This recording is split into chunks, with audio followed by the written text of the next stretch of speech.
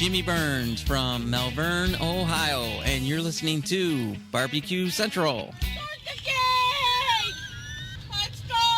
We'll do it live. Okay. Well, do it live! I'll write it and we'll do it live! So to get that perfect barbecue, you use wood. Are you sure it's safe? Whatever. We put the lighter fluid on, strike the match, and... Oh! Should we call the fire department? That might be a good idea.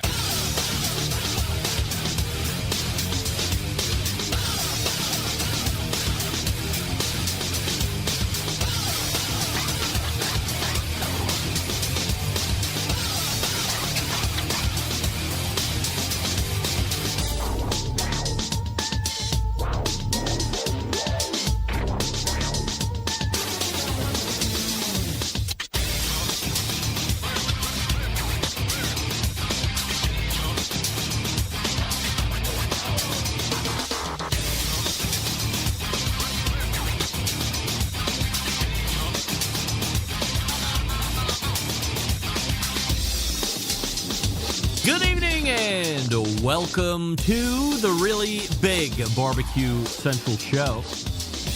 This is the show that talks about all things important in the world of barbecue and grilling, originating from the Rock and Roll Hall of Fame city, Bomb City, USA, Cleveland, Ohio, the barbecue capital of the North Coast. I'm your program host, Greg Rempe. Happy to have you aboard here on your Tuesday evenings. Live fire fun and frivolity show. If you would like to get in contact with the show this evening, or you would like to follow the show during off-show hours, here's how you do all that.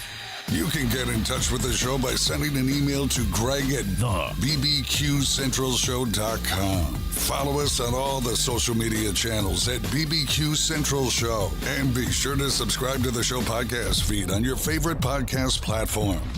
Anything else you want to find out about the show can be found at the main website, thebbqcentralshow.com. And here's what's happening on the show tonight, in case you didn't get the newsletter. Coming up in about 12 minutes from now, a barbecue icon, author, host, instructor, you name it, he's done it, and he's pretty much the best at it. A Stephen Raichlen, last time in for this quarter. So we will talk about, obviously, the impending holiday coming up a week from this coming Thursday, that being Thanksgiving. We'll make sure that you're all prepared in that instance. We might talk about some outside of the box options, in case you're not necessarily a turkey fan. We'll also talk about side dishes, ways you might want to go about cooking it, any kind of a prep work that might need to be done to this turkey. All that, we will round you up. And then, because it is the only time we will have Stephen Raichlen before the end of the year, we will also talking about the then following holiday season. So whoop-de-doo and dickory-dock, we will talk about Stephen's recommendations on gifts to buy the live fire lover that is in your life. Maybe there's multiple live fire lovers in your life, and you want to make sure you're getting all the best. If you have discretionary income to spend this holiday season, and this is one like no other in recent memory, if you have the few thin guilders that are burning a hole in your pocket, then Stephen is going to give you some suggestions on where best to spend said money and elicit the reactions of joy and reverence from your live fire lover that you're gifting to. Plus, he's got a couple new books that he's working on that are in various stages of editing and or finishing. So all that with Stephen Raichlen, 14 past the first hour. Then we will move 35 past the first hour. Third Tuesday of the month in that section brings a visit from our pal Wes Wright, who we got an origin story from last month, but Wes is back in his traditional capacity as cookoutnews.com's founder, editor, story writer, and overall know-it-all. So we'll talk to Wes about the latest things that have happened in the industry over the last 60 days. That'll bring a close to the first hour, and we will move to the second hour, where we will find for the last time in 2025, and singular tonight. Usually you find the tandem of Hey Grill Hey, a Susie and Todd Bulloch, but tonight we find just Todd Bulloch. I don't recall ever a time in the show's history where we have had solely Todd Bulloch on the show as a featured guest, but tonight, on November 18th of 2025, we put that one to bed as well. We've had Susie on a number of times by herself, especially in the beginning, before we started mixing in a Triple T, but Triple T pulling singular duty tonight. So much like the impending holidays that we'll talk about, or that we'll talk to Stephen Raichlen with here in just a few moments, we'll talk to Todd about Thanksgiving. We'll talk to Todd about gifts that Hey Grill Hey might offer for the holiday season. And then I thought it would be fun to use perhaps the remainder of the second hour to run back the Hey Grill Hey story, but since we've already done it with Susie many, many years ago, gotten her into the Guest Hall of Fame, why not do a Hey Grill Hey retrospective from Todd's point of view? I don't know how many times, or if at all, that story's actually been told and then documented for the history of live fire, but tonight we will do our best to do an impromptu origin story of Todd Bulloch. We're not going to do the whole background on Todd. I'm not saying that that's not important, but it is unique in how Hey Grill Hey started, number one, and then what it's like to be around that genesis and then see it pick up steam. Todd, of course, a well-known CPA before joining the Hey Grill Hey team full-time, so a lot of intricacies and things that aren't traditionally happening in a family trying to make a living, eke out a living, as it were, these days. So interested to get Todd's whole take on that and how he's assimilated into that whole platform and ecosystem that Susie has over there at Hey Grill. Hey, so that's how the show's laying out here this evening, 14 past the first hour, or should I say in just a few short moments of Stephen Raichlen, then Wes Wright after Stephen. That'll bring a close to the first hour. Second hour, Todd Bulloch. And that will end the show. Don't forget you can follow me socially, Instagram, Twitter, TikTok, Snapchat, LinkedIn, all with the handle at BBQ Central Show. And we say good evening to those of you watching tonight through one of the video streaming platforms. You can go to facebook.com/BBQ Central Show, or you can watch on YouTube, which is youtube.com/@BBQ Central Show. And as mentioned last week in the new to you segments, although pre-recorded, as I was taking in a live performance of Elf down in E.J. Thomas Hall a week ago in Akron, Ohio, which was great. We are doing the Would You Rather YouTube poll question of the week that we're asking everybody, including all guests. And the first one tonight is this: would you rather wear a monitor that beeps when you're lying or beeps when you're attracted to someone? And currently 80% of you are saying you would rather wear the monitor that shows when you're lying or beeps when you're lying. So a lot of you would rather be shown as liars and or charlatans. You don't want any piece of being around somebody you might be attracted to and having that monitor beep. That's too much for you. You believe you can hold your lying in check, or perhaps you don't even care if somebody knows you're lying and then they are audibly alerted to said lie. You just don't want to deal with the whole attraction thing. Certainly understandable either way. And we'll ask all guests here this evening and keep track of how this generates through the rest of the show. And we'll start here tonight, gang. The data is in, and while I remain mostly shocked, perhaps I'm also not mostly shocked. The majority of you in love with Mr. Jonathan's appearance last week. You love the cigar content you're finding on the show. You love the amount of cigar content you're getting on the show. It's a cigar love fest in 2025 with our pal Mr. J. And what seems to be the overwhelming thought here is this: the quarterly appearances seem to be just the right amount of cigar content. Perhaps not as frequently, you would just lose track of it all together, not even be thinking about it. More frequently might be indeed too much cigar content. This is not a cigar podcast by any stretch, although we love to keep tabs on the industry because I like it.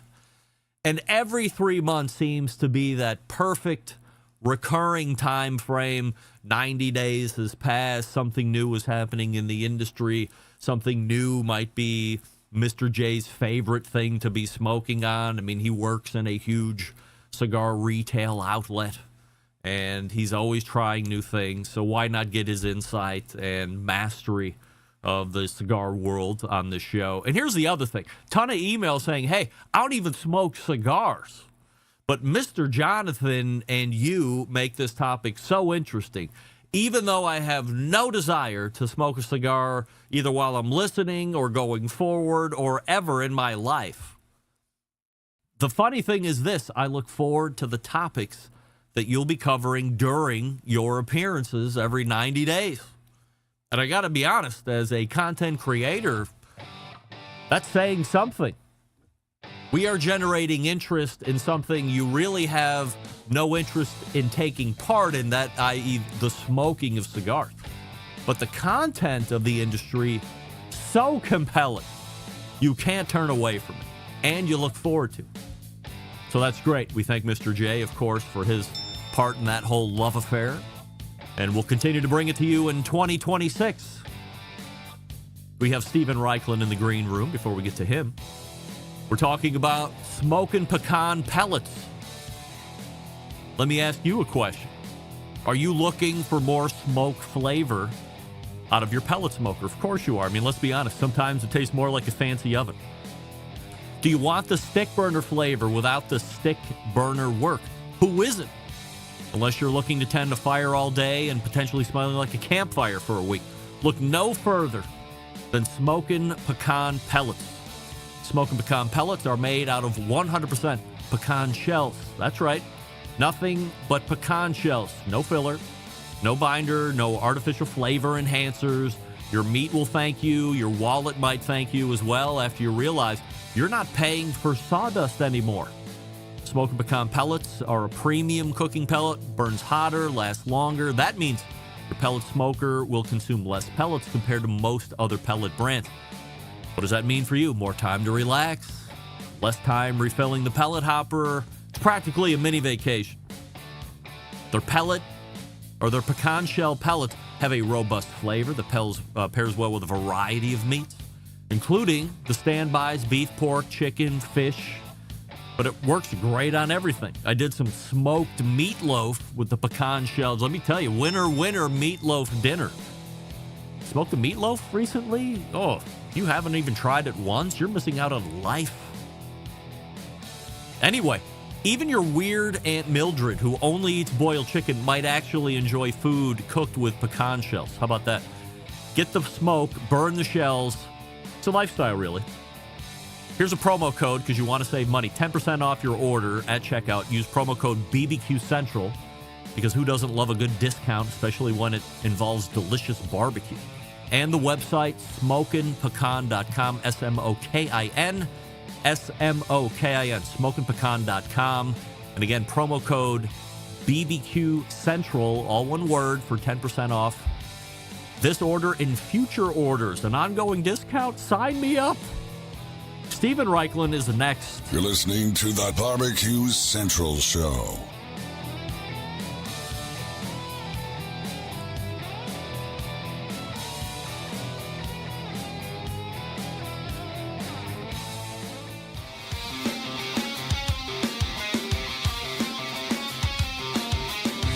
Broadcasting live from the BBQ Central Show studios in Cleveland, Ohio. You're listening to the BBQ Central Show. Once again, here's your host, Greg Rempe. All right, welcome back. This portion of the show being brought to you by Fireboard, makers of Fireboard 2, Fireboard Pro, Fireboard Spark, Fireboard Beacon, and the wireless Fireboard Pulse. When you're using the Fireboard app, if you have total access to all devices anywhere in the world, you can find out more by visiting fireboard.com or call 816-945-2232 to have all your questions answered. Oh, we recognize a Jay Beaumont tonight in the instant chat from Underseason. The gents that ranked me 143rd most influential barbecue person in the globe. On the globe? In the globe? For the globe? I don't know. Whatever the hell you're talking about. 143rd, we say, and welcome the Underseason podcast watching tonight, where it might be 10 or 11 o'clock in Australia. In any event, my first guest tonight, an icon in the industry, a host of TV shows, the creator of Barbecue University, a James Beard award-winning author. He's a Barbecue Hall of Famer. He's a Barbecue Central Show's guest Hall of Famer. In his last appearance here in 2025, Stephen Raichlen. Stephen, we have a new YouTube poll question of the week. It's called Would You Rather? And we will ask the esteemed Stephen Raichlen. Would you rather, Stephen, wear a monitor that beeps when you're lying or beeps when you're attracted to someone? Beeps when I'm attracted to someone. Oh, all right. So we don't want to be seen as a liar. 83% of the people would rather wear the monitor that beeps when they're lying. So I'm with you. I would much rather beep when I'm attracted to somebody. Perhaps even a conversation starter to get that ice broken, and who knows what happens from there. A lot of things to talk about here, Stephen, so let's get going. In a week and a few days, perhaps most people's favorite eating holiday of the year stops by. Of course, that's Thanksgiving. So let's break it down in a bunch of different pieces here.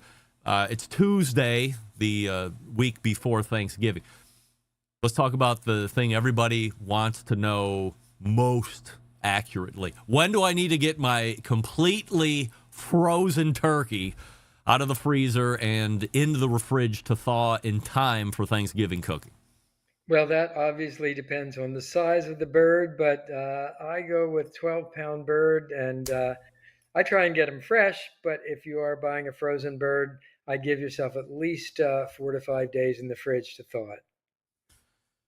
So there's a lot of discussion recently For a long time, I agree with you. Everybody's favorite size or weight has been 12, 13 pounds, maybe 14 pounds. If you have a lot of people coming over, you double up on the 12 to 14 pounder. Go ahead, 2 Steve. birds, right? Yeah, right. So you double up on that, and the thought process is better cooking experience. The bigger ones tend to get a little squirrely. Recently, I've seen not a fallback to, but people showing that they are indeed cooking 18 and 20-pound turkeys and having some pretty good success. So between the two, we know your favorite, but why would you suggest staying away from a 20-pound turkey or something bigger than the 12 to 14-pound range? Well, I think you have more control with a smaller bird. It cooks more quickly. I think it's easier to time when it's done. Plus, a 20-pound bird, that's a big bird, and it doesn't fit in everybody's grill or smoker. But, I always say if you have success, if you're doing something that you like, you're doing it right. So if you have success with a big bird on your smoker, God bless. A lot of social media volleying around with brining, especially if you are not dealing with a fresh bird that has not been injected or pre-brined or self-basting or all these other hot button terms we know, where some type of salty solution has been put into the bird. If you get one of those, should you also be brining? Should you forego the brining altogether? Your thoughts? No, if you get one that is pre-brined, you definitely don't want to brine it, or else you'll wind up with a very salty bird. Is there no, I guess for lack of a better term, equilibrium reached where if you stuck it in a brine that whatever the salt amount that magically meets in the middle and there's going to be no additional salt transfer into the bird? I would not take a chance with it. Indeed. Are you a simple brine guy? Are you a brine guy at all? I'm definitely a brine guy. Yeah. I'm a simple brine, salt, brown sugar, and bourbon or cognac.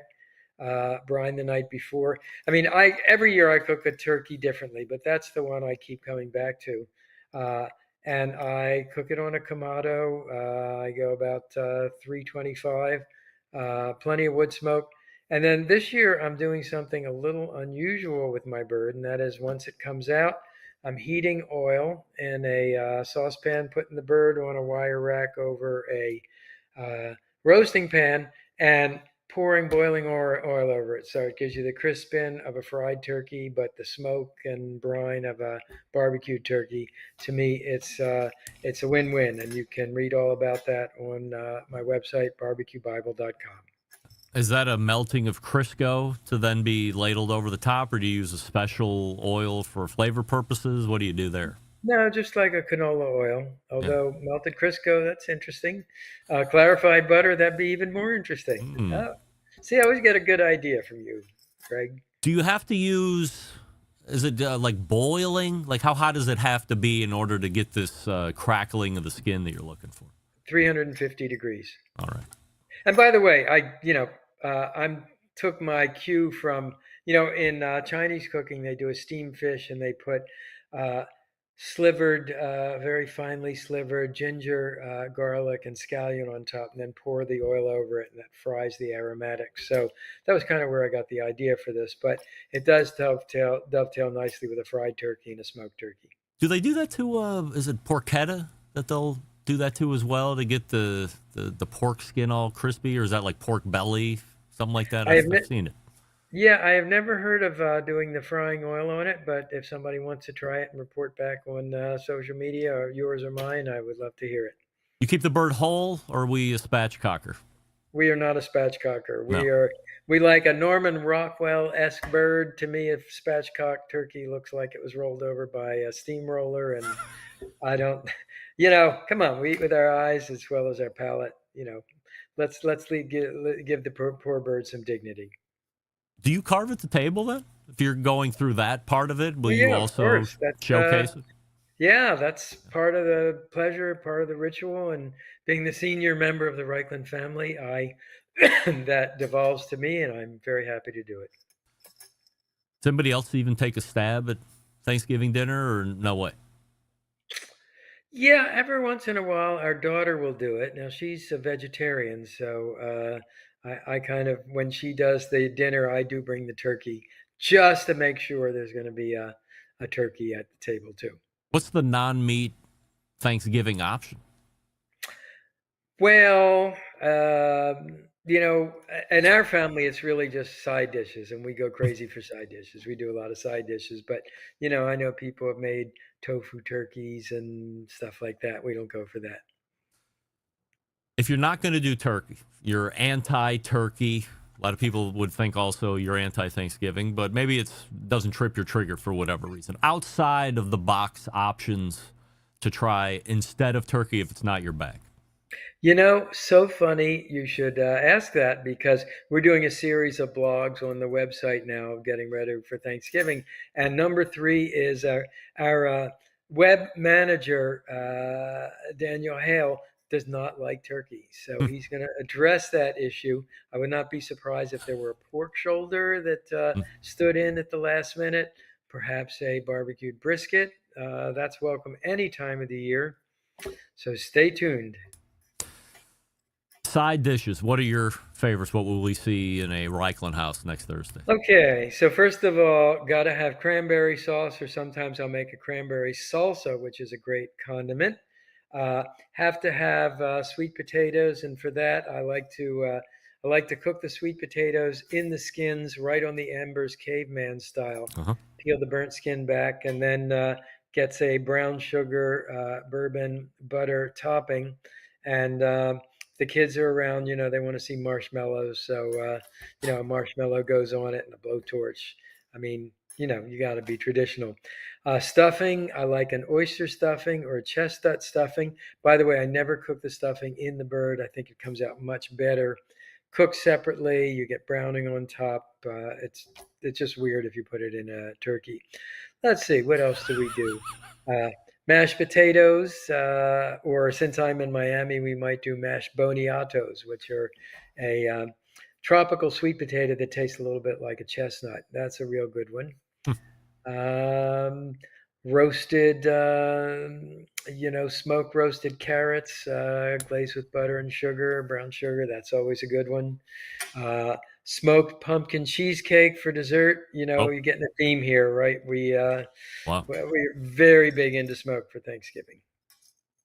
Sounds delicious. And of course, you probably go to barbecuebible.com and get a lot of these recipes, or probably through various versions of cookbooks that you've put out over the decades and decades of writing all of these great books that you've given to us. So this leads us, as we tie up Thanksgiving, of course, and we have the holiday season of Thanksgiving or Christmas and Hanukkah and all the rest of the holiday season days that are going to be celebrated depending on whatever you're into. So from a gift-giving guide, do you have some things that you're recommending in 2025 for people to buy for their live fire lover? Well, let's see, not to be too self-serving, but there are my Planet Barbecue spice rubs. They come in nice gift sets. Ditto for the Planet barbecue sauces, which are available on Amazon. Any of my books would make a great present. Why not? And I run this school called Barbecue University. So if you've had a very good year, if you invested in NVIDIA back when it was $50 a share, come on out to give your loved one tuition to Barbecue University. That's always fun too. Other than that, Chef's Temp has some really interesting smokers, blowers to regulate the airflow.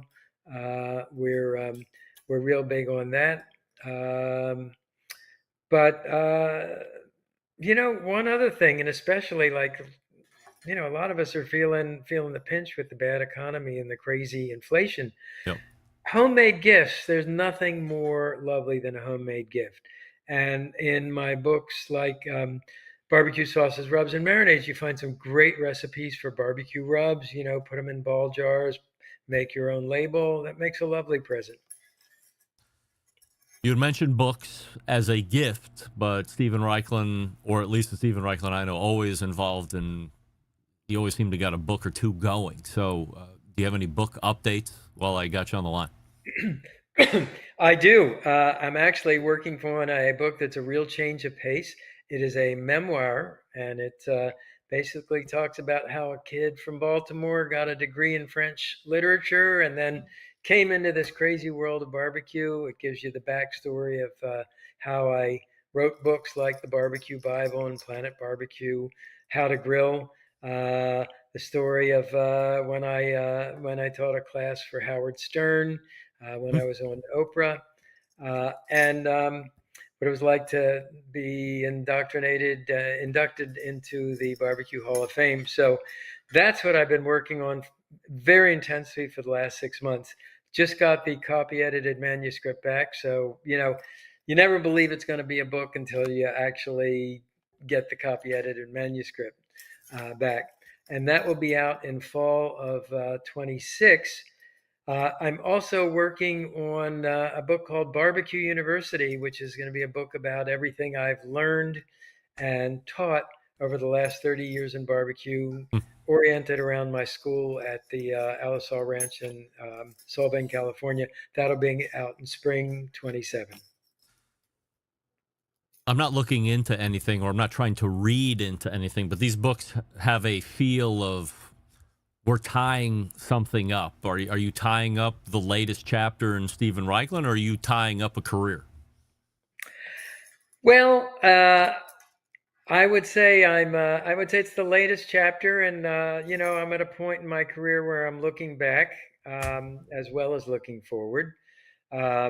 I won't say it's my last book because every time I say that to my wife, she says, "Yeah, really." And then, of course, something comes along. I'm also working on a history of barbecue project. But, after 30 years in the business, I think it's time for me to just kind of take a look at this incredible journey that I've been lucky enough to take, and where I've been and what I can impart to future generations. Could you see a point where you're not writing books and maybe you're just doing the television show? I'll tell you what, I have a really nice sailboat in Coconut Grove, and I can see a point where I spend full time really learning how to sail that sailboat. How good of a captain are you at the moment? I can get it. It's a 38-foot boat, and I can single-hand it. I have to single-hand it because Mrs. Raichlen, loves to be on the boat but doesn't want to do any work. Yes.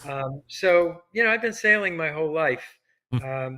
This is the biggest boat I've had, and I'm comfortable with that size.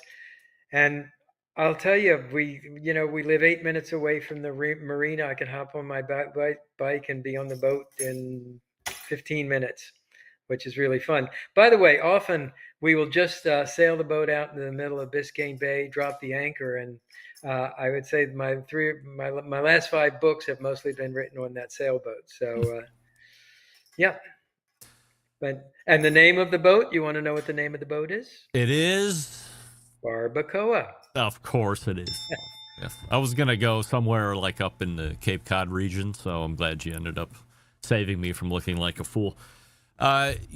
In 30 years of writing book, this is probably a fairly open-ended question here, or one that maybe you can't dial in specifically, but could you point to one or two things over that 30-year time frame that are watershed moments in live fire, at least to you?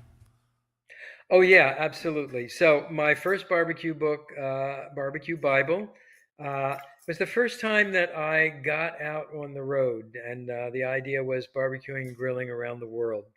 And I reprised that idea with my book, Planet Barbecue. Planet Barbecue is probably the book of which I'm the most proud. It was the hardest book I ever wrote. There were times, it was a 4-year project. How on earth am I ever going to get this done? How am I going to travel around the world, meet grill masters in Azerbaijan and Serbia and Brazil and Australia? But somehow I did it. And it's a book I'm very proud of. I'm proud of How to Grill. I think that was the book that certainly put me on the map. And that's been translated into 17 languages. But with all of my books, I learned something new. And, kind of my motto in life is you got to learn something new every day. And I think that's what keeps life interesting. And writing books for me has been a great way to learn. When you're traveling around the globe, I mean, the country is different, but the globe is all-encompassing. How do you even know, A, who to try and track down to get an interview with or to watch a certain style? And then once you even have the name, how do you make the contacts to make that date? Boy, well, at this point, I'm pretty well known around the world, so it's usually just picking up a phone or sending an email. But when I started, just a lot of groundwork, and I would interview professors, food anthropologists, chefs, taxi drivers, believe it or not, were a great source of information, and say, take me to a great barbecue joint. They take me to the tourist spot. I say, no, I want to go where you go for barbecue. And that's how I found Mitla, the home of the steak from hell in Mexico. It's been a great resource. The other funny thing is here in the United States, there's this sort of thing like, I'll go to my grave with my barbecue sauce recipe. I'm not going to share it.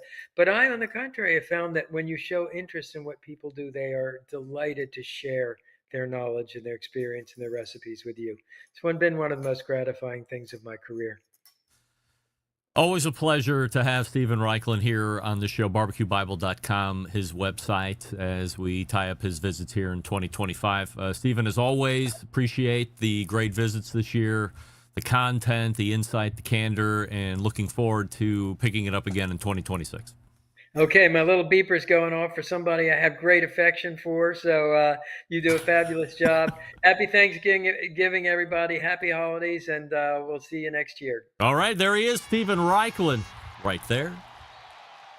Certainly appreciate that. I understood what he was getting at there. In case you didn't, Smoking Joe's Pit Barbecue, making a Howard Stern reference. I am not saying that out loud.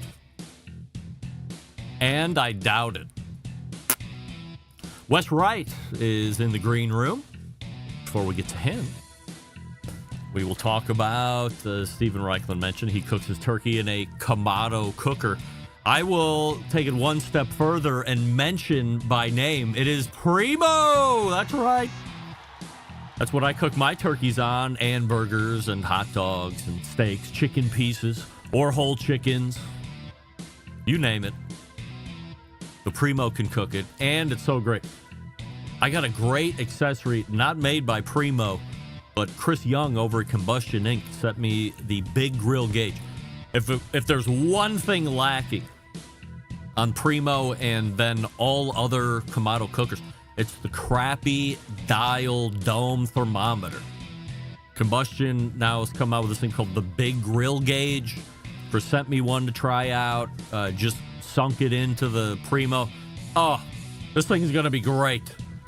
This will complete my love affair with the Primo cooker that has really taken over during the spring and summer, now fall months, getting into winter now.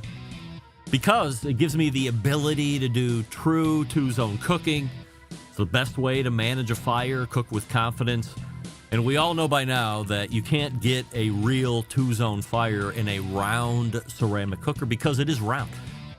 Game-changing oval design allows you to bank the coals off to one side. You have completely no coals on the other side. It's this great indirect cooking experience that you can get. Of course, we know Primo's only sold through dealers, so you must find one near you. Go to primogrill.com for a dealer network. Find the one that's nearest to your house, and then visit it. Touch, feel all the Primo ovals, and then buy the one that best fits your needs. You can follow them on Facebook. You can follow them on Instagram, and I continue to effort a Nick Bauer before the end of the year, but we'll see. He's very busy. We will talk to Wes Wright right after this. Stick around. Be right back. You're listening to the Barbecue Central Show.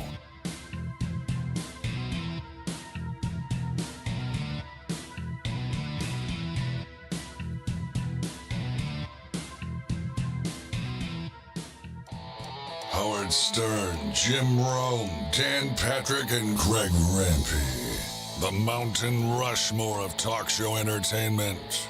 Now, let's get back to the Barbecue Central Show. And we thank Stephen Raichlen for joining us the last segment. BarbecueBible.com is the website. This portion of the show being brought to you by Pit Barrel Cooker, the most unbelievable outdoor cooking device on the planet. Currently available in 3 sizes with a host of accessories. If you're a beginner, if you're a professional, it matters not. It's just a cooker you want to add to the arsenal. Visit pitbarrelcooker.com and tell them the Barbecue Central Show has sent you. My next guest runs cookoutnews.com. This past September, inducted in the Barbecue Central Show's Guest Hall of Fame after being a multiple years Guest Hall of Fame nominee, but never making it in. And he is the show's official business watcher in the live fire space. We welcome back our pal, Wes Wright. After getting to know all about him last month, he is back in his normal, I'm going to tell you about the live fire business side of things. So we appreciate Wes joining us as always. Wes, we have a new YouTube poll question of the week, which is called the Would You Rather YouTube poll question of the week. And it goes a little something like this. Would you rather wear a monitor that beeps when you're lying or beeps when you're attracted to someone? I'll go beeps when I'm lying. All right. 70% of the people say they would also like to wear a monitor that beeps when they're lying. I'm in the 30% along with Stephen Raichlen. Would much rather wear one that beeps when I'm attracted to somebody, and that way I don't have to break the ice. It'll just beep. There's no guessing. I just like you, and I want to see, I want to get to know you, whatever. Bunch of different things to talk about here tonight, Wes, and this one just popped up earlier this morning as I was going through some of my alerts. Actually, it was a email by some PR hack for a company called Seergrills. So for people that are new to the show, they probably have never heard us talk about Seergrills. For people that are longtime fans of the show, they probably remember us talking about it every now and again over the last year and change. But we really hit it hard when it was originally introduced, the year that all the grilling companies, and I say all of them, like 4 grilling companies went to CES in Vegas one year. That might have been 2 years ago when it was introduced, and it was all the rage. I think it won some awards. It has never materialized in a physical sense in anybody's backyard. And through today's press release, Seergrills is proud to announce the beginning of shipments for Perfecta, the world's first AI-powered grilling robot. So let's just full stop right there. We turn it over to you. What can you tell us about the product? If you could do a little bit of a reintroduction, and then we can build in from there. Yeah, sure. So Seergrills is focused on, AI with grilling to make the perfect steak or the perfect grilled chicken, different proteins. It's it sits on a countertop. It's, maybe it's size of a, we'll say, computer monitor, an old school one. And what you get like this cage thing that you load a steak or a cut of meat into. You slide it in there. You can pick a wellness setting, a thickness setting, and then it's supposed to do all the work for you. It has infrared burners on each side, and then you hit go, and it's supposed to just spit out the perfectly cooked protein for you. Like you said, I think they might have been CES even multiple times. I'm curious if they'll go again this year in January when, now that they're shipping units. Have you had any firsthand experience with it or know anybody that even has one? No, I've never, seen one, heard of one, someone doing one, or seen like a video even with not a controlled setting, So, and like you, did you follow up on that? There was an event that was supposed to be a launch for it. Did you follow up with that? So I was going to go, and then they did a really bad job of getting any type of advance notice out. So I think the event was on a Wednesday or a Thursday, and they emailed me that Monday. We're like, hey, we'd love to have you downtown. I think it was in Manhattan. They had rented some place out, and they were going to show it how it works and all that fun stuff. And they were going to pay for everything, like get me there, transport me. And it was an up and back the same day. And I had just had, other commitments for weeks and weeks before that I wasn't going to Certainly, from a work standpoint, I wasn't going to ditch those, so I could tell my boss I got to go to New York City and watch some grill, and then hope I had a job when I got back. So I said, hey, appreciate the invite. A little late notice, and some things that were coming together, different times, blah blah blah. So we understand, and next time we do one of these things, we'll give you some more advance notice. Did you get an invite? I got an invite, and unless it went to spam, I replied like, hey, tell me the details, because I'll see if I can squeeze it in, because like you, I got it really late. Never heard back, so I don't know what happened there. Yeah, maybe I used up the it was not enough notice thing, and then she had enough hearing about that. They have a really great promotional video. It's very entertaining. It appears that this thing is the second coming of whatever a savior would be in the barbecue and grilling world, as far as needing zero skill, being able to punch a few buttons, take a few measurements, and what appears to be done in record time is a perfectly cooked rare, medium, whatever steak. And, through the AI, it's moving the burners in and out to make sure that the cook is perfect. But I've never seen one outside of, as you said, in a controlled setting or something that appears to be only going to be showing how great this thing is versus what the real life might be. Any idea where the price point is on this thing? Yeah, I think it's around $6,000, isn't it? From what I recall. Let me maybe a touch through. under, like it's like 5.9 or something like that. Yes, introductory price is $5,999. So I mean that's a pretty sizable investment for something like this. Although it does appear to be loaded with technology. Yeah, I think it's a cool product. I think it's amazing that they can do that. I don't know if it's like you create this and then that technology kind of trickles down into lower price points where it might be more attractive to people. But I think it's amazing that they're doing it. I don't know how many, that's out of my price range for a steak cooking machine, but we'll see who buys one. It'd be a neat gadget if you're like a billionaire and you say, hey, watch me cook this steak in 2 minutes, right? Are you shocked that it took this long to send them out? I mean, just because we've been hearing about them for years, I feel like, but maybe they just had to dial in that technology to get it just right. But I would have expected it to be out sooner. It doesn't help that, the grill market's kind of terrible too. So it's not the best time to be releasing products.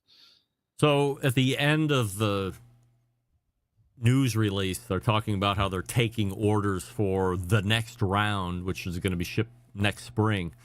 Should they not be able to continually pump these out at this point, or do you think they're trying to not overproduce and protect both from a potential non-demand aspect and also to limit any financial exposure?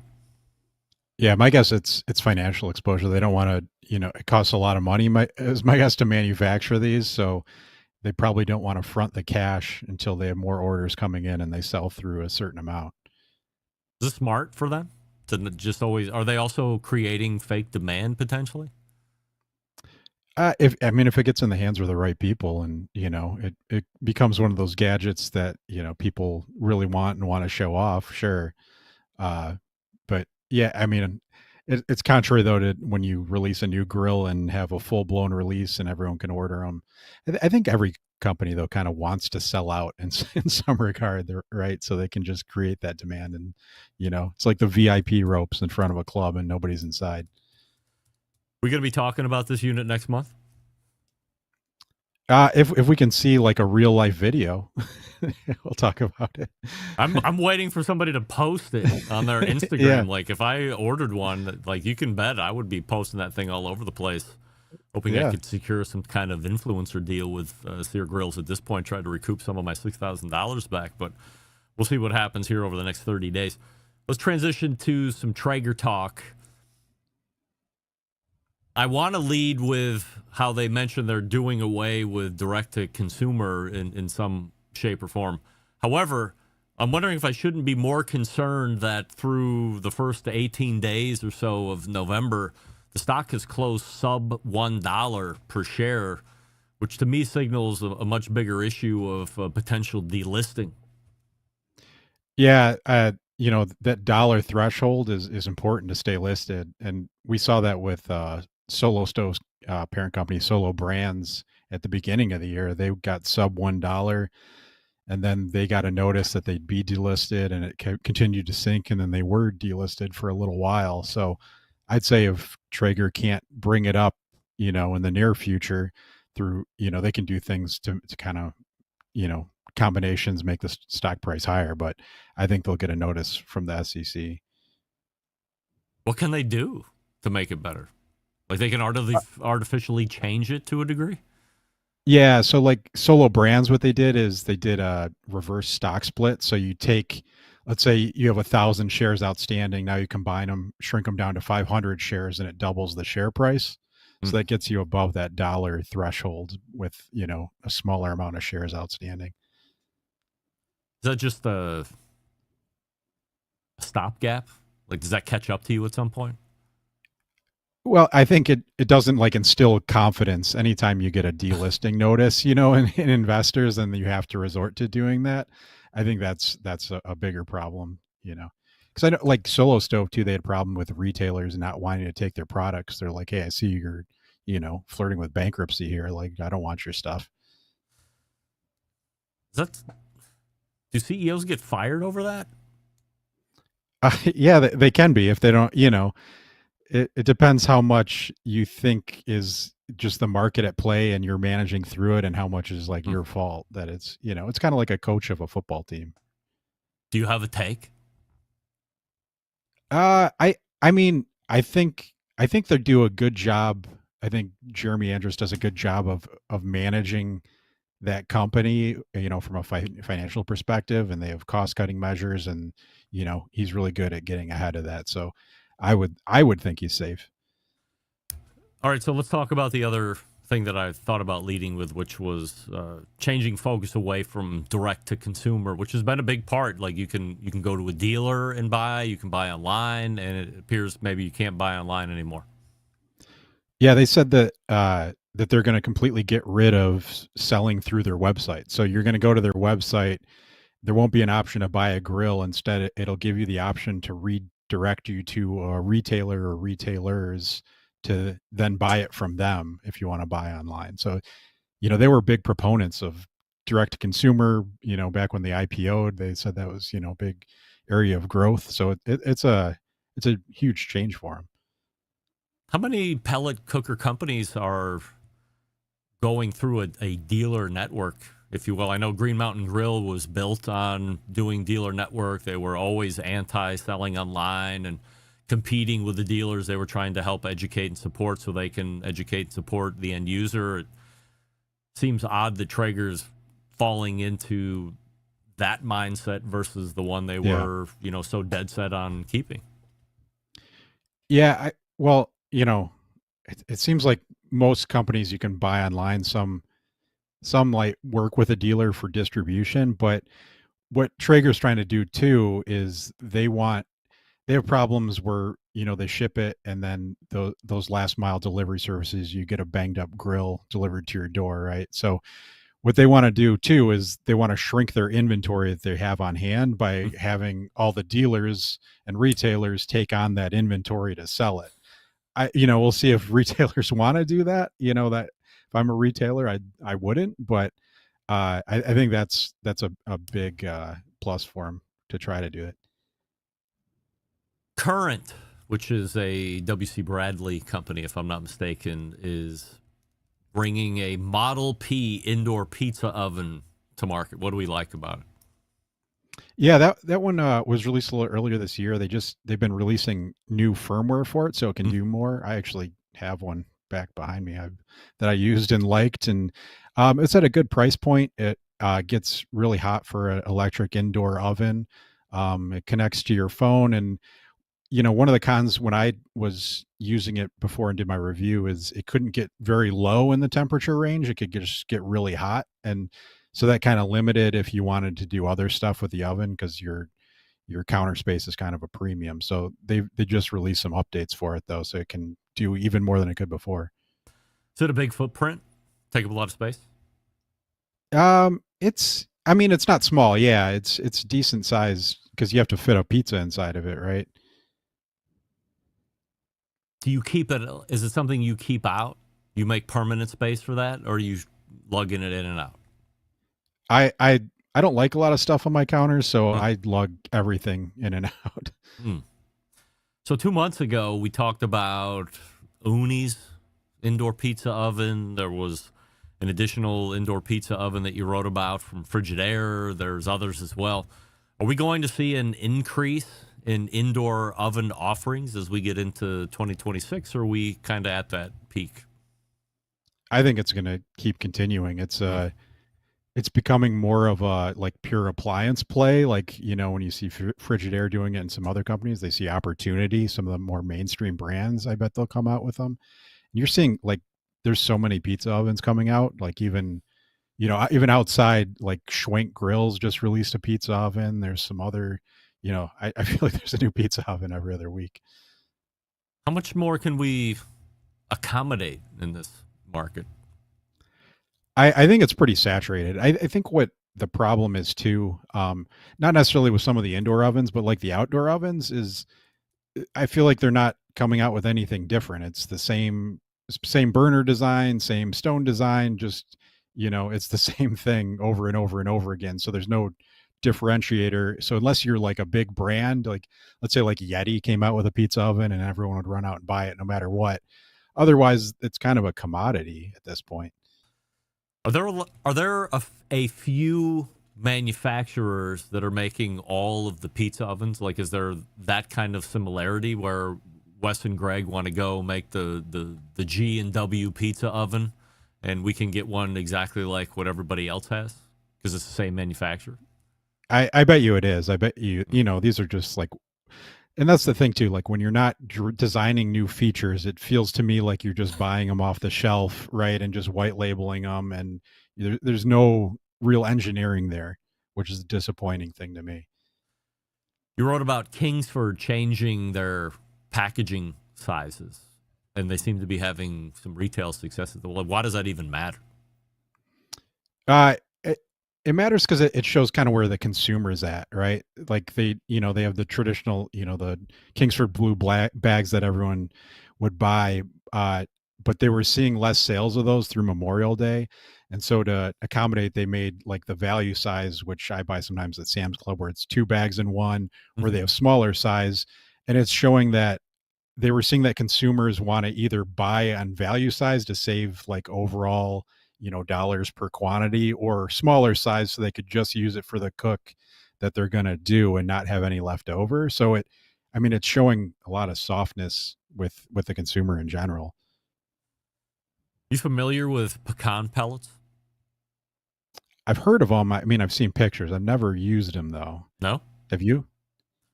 Well, they're a sponsor of the show. Of course. Yeah. I think I had originally gotten a sample, was it 2 years ago or maybe even 3 years ago when they first came out. I'm not sure. Like,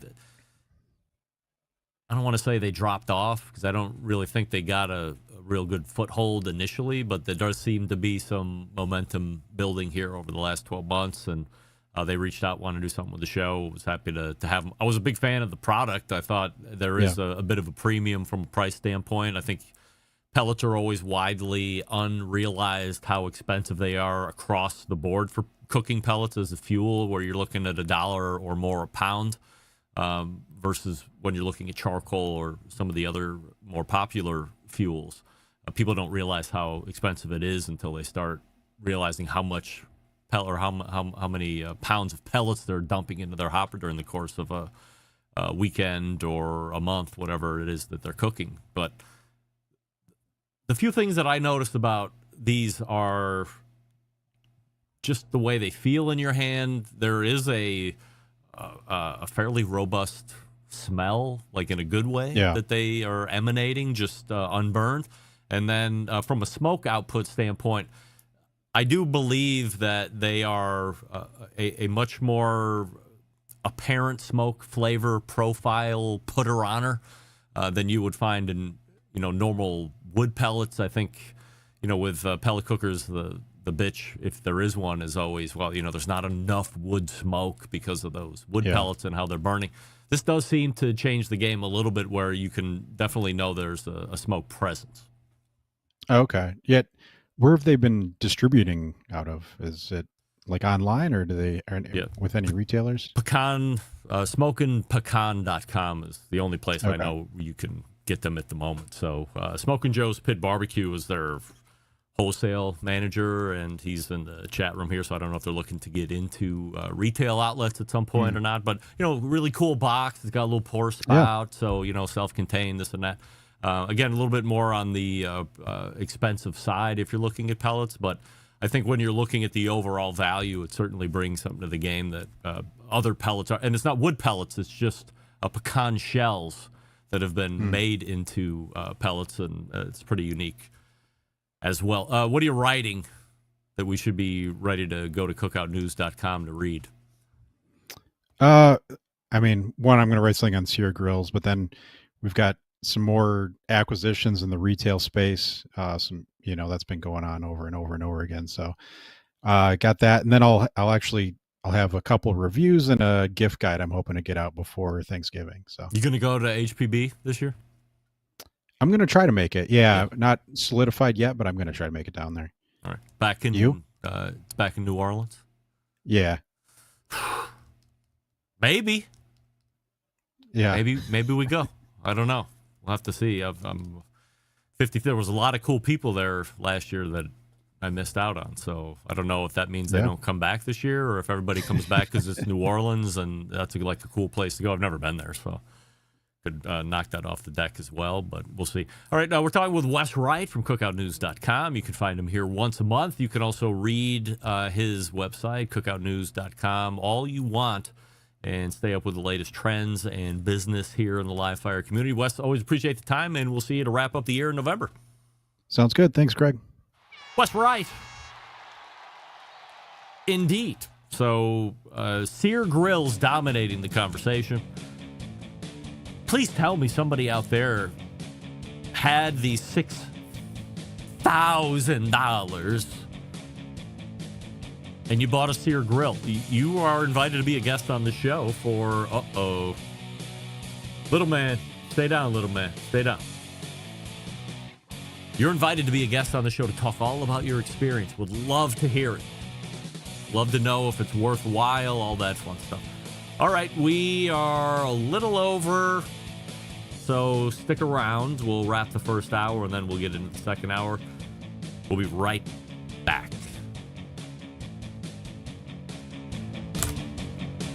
Hey. What are you doing, little man?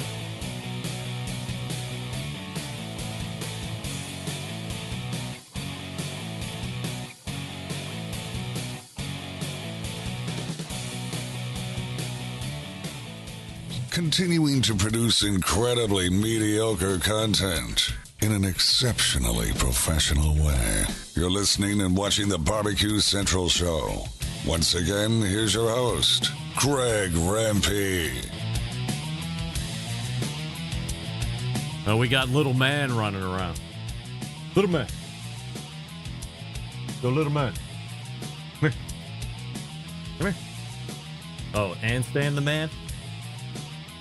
Little man and Stan the man are now here. They can shut off the computer at any second. They're not going to pee on it, though. This I know. All right, little man is now laying on the piss cover box. These two are always getting into it. These are the two Maine Coons. The two new Maine Coons, not to rhyme. Little man. Little man. Come here. Come here. Come here. Come here, little man. Come on. Yeah, well, they're not dogs, right? Anthony Parlaman, don't let them whiz on your computer. Indeed. All right, we're a little over. Let's go ahead and point to the second hour where we will find a Todd Bulloch interview at some point. You're listening and watching the Barbecue Central show right here on the Barbecue Central Network. Stick around. We'll be right back.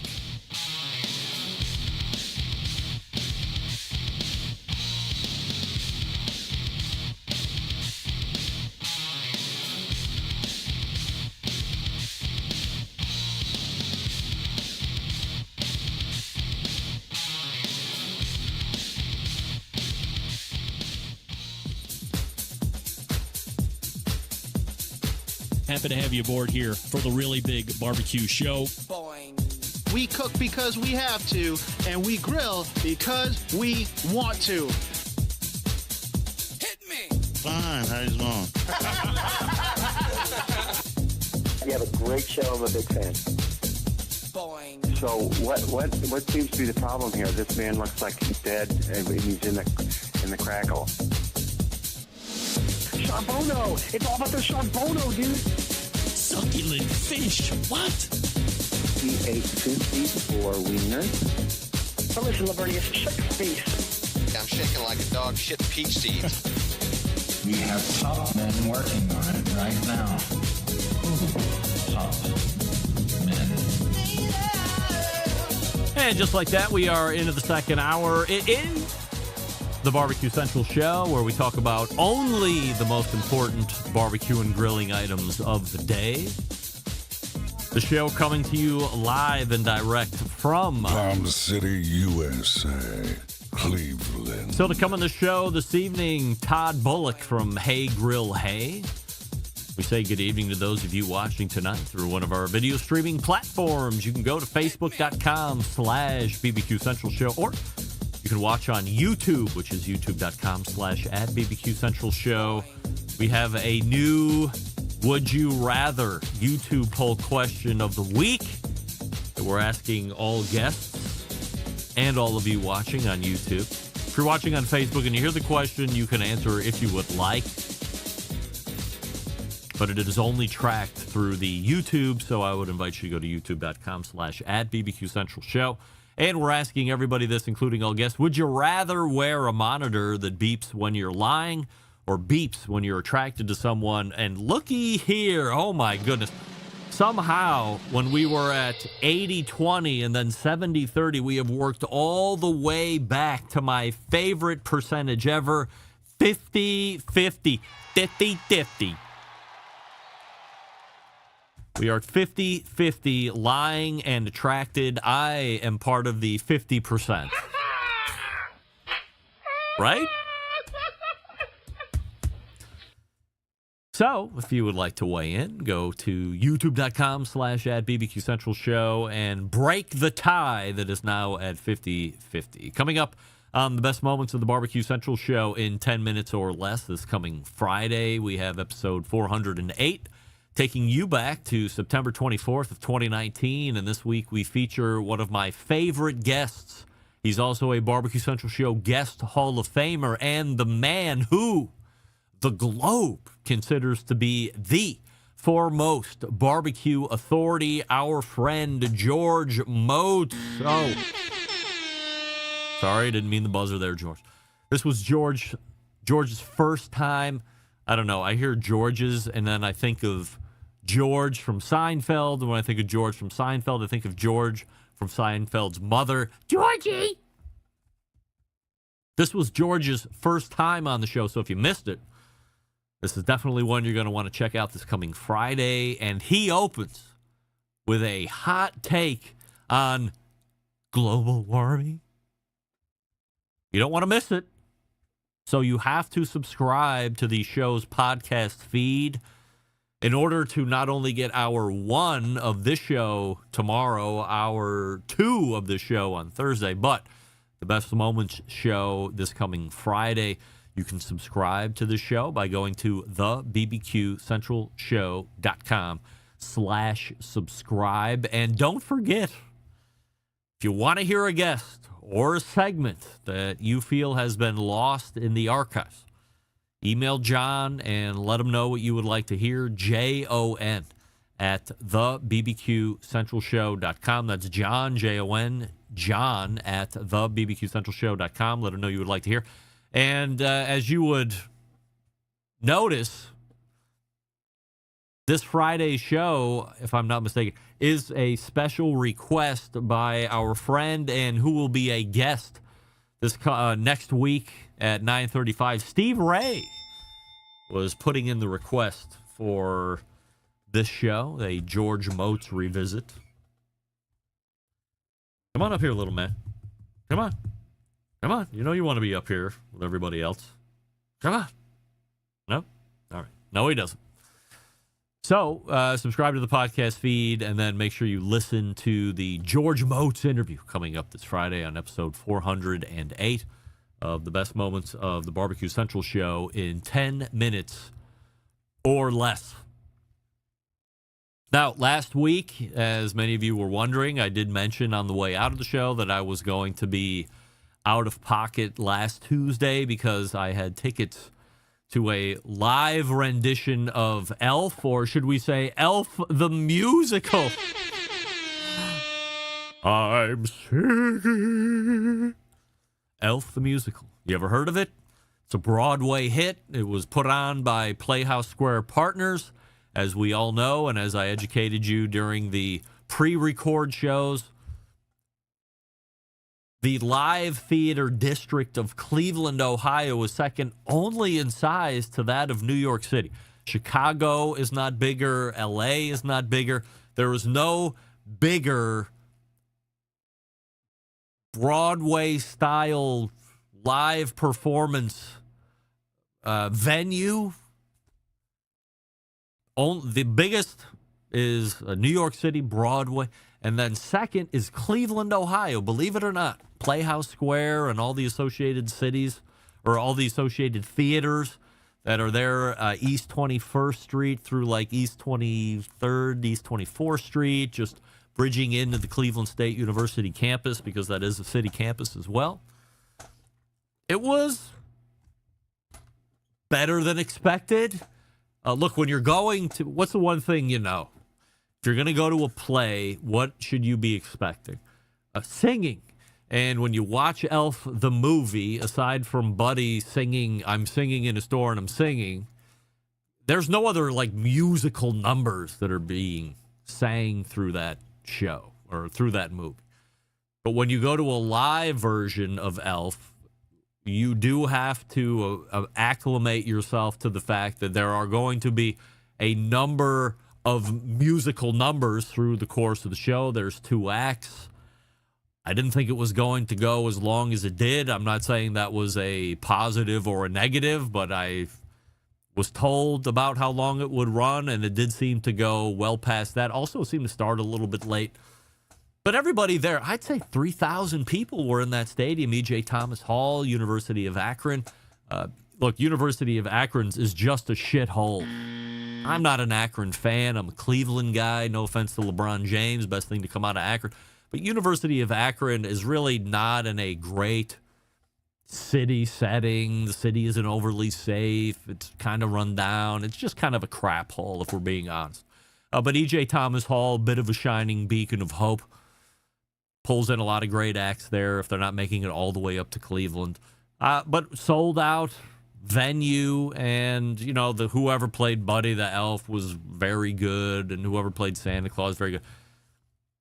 Everybody that's there knows the movie. They know the arc of the story. They know how to connect points A to point B. And I'm wondering, as you're putting on this live production, like, you can't recreate the movie live. So what do they do to move it along? I would say they used creative liberty to bring 5 or 6 scenes that were completely original. They were not part of the movie by any stretch of the imagination. Nobody recalls when Buddy went to the Chinese restaurant to eat at any point during the film, but they brought that portion in. There were some liberties, and I'm not going to say adult humor, but there was certainly some humor that wasn't used in the movie that was hinting at certain things. Not in a distasteful way by any stretch. I mean, you can't offend me. I'm a maniac. But also, if it shows up around you, Elf, the stage play, or Elf the musical, whatever the hell they call it, if you like Elf and you appreciate it, and then you also appreciate Broadway singing, to me, the uneducated and untuned ear, all Broadway singing sounds the same to me. They all sing the same. The music all kind of sounds the same, and the lyrics all kind of sound the same, and it's also sung the same. It all falls within that realm. Well acted, certainly funny, a lot of good original creative liberties taken. Very, very happy with that. So I would say if it's by you, go ahead and check it out. Why not? What do you got to lose? You don't like Elf? You don't like singing? Little man, you turn this computer off, I'm going to hang you. Next show. I swear to God. It's very close. Hey, Todd Bulloch is in. Speak of little man. Here he is. Little man. This is a, I don't know, 6-week-old Maine Coon. Look at you. What up, little man? What up? All right, beat it. Go play with your pal. Whatever the hell his name is. Or why don't you two of you go outside and get lost, like forever? Actually, don't. It costs me money. All right, Todd Bulloch is in the green room. Before we get to him, I will talk to you quickly about our pals over at Big Papa Smokers. They are having a great sale that I'm going to be telling you about first. You need to make sure that you are heading to the website properly, which is bigpapasmokers.com. This holiday season, light up the holidays with Big Papa Smokers, from award-winning barbecue gift bundles to game-changing Green Mountain grills and Mac pellet grills, the legendary Big Papa drum smoker. They've got your perfect gift to fire up every backyard event. And now, get $10 off your next order of 50 or more when you use the code REMPE, R-E-M-P-E, at checkout. Plus, for a limited time, every order comes with a free bottle of Big Papa's Cucaracha. Little heat to spice up your holiday season. Visit BigPapaSmokers.com and light up the holidays with bold flavor, legendary gear, and gifts that smoke the competition. This offer valid now through December 31st. So you got about 6 weeks left or so. Once again, it's promo code REMPE at checkout and get $10 off your next order of $50 or more. And it's not good just once. Like every time between now and December 31st that you order, you want to save 10%, use promo code REMPE. You want to save money? You got it like that? Fine. Don't use the promo code. Everybody else, promo code REMPE, 10%. Or, I'm sorry, $10 off your next order of $50 or more. We're back with Todd Bulloch right after this. Stand by. You're listening to the Barbecue Central Show.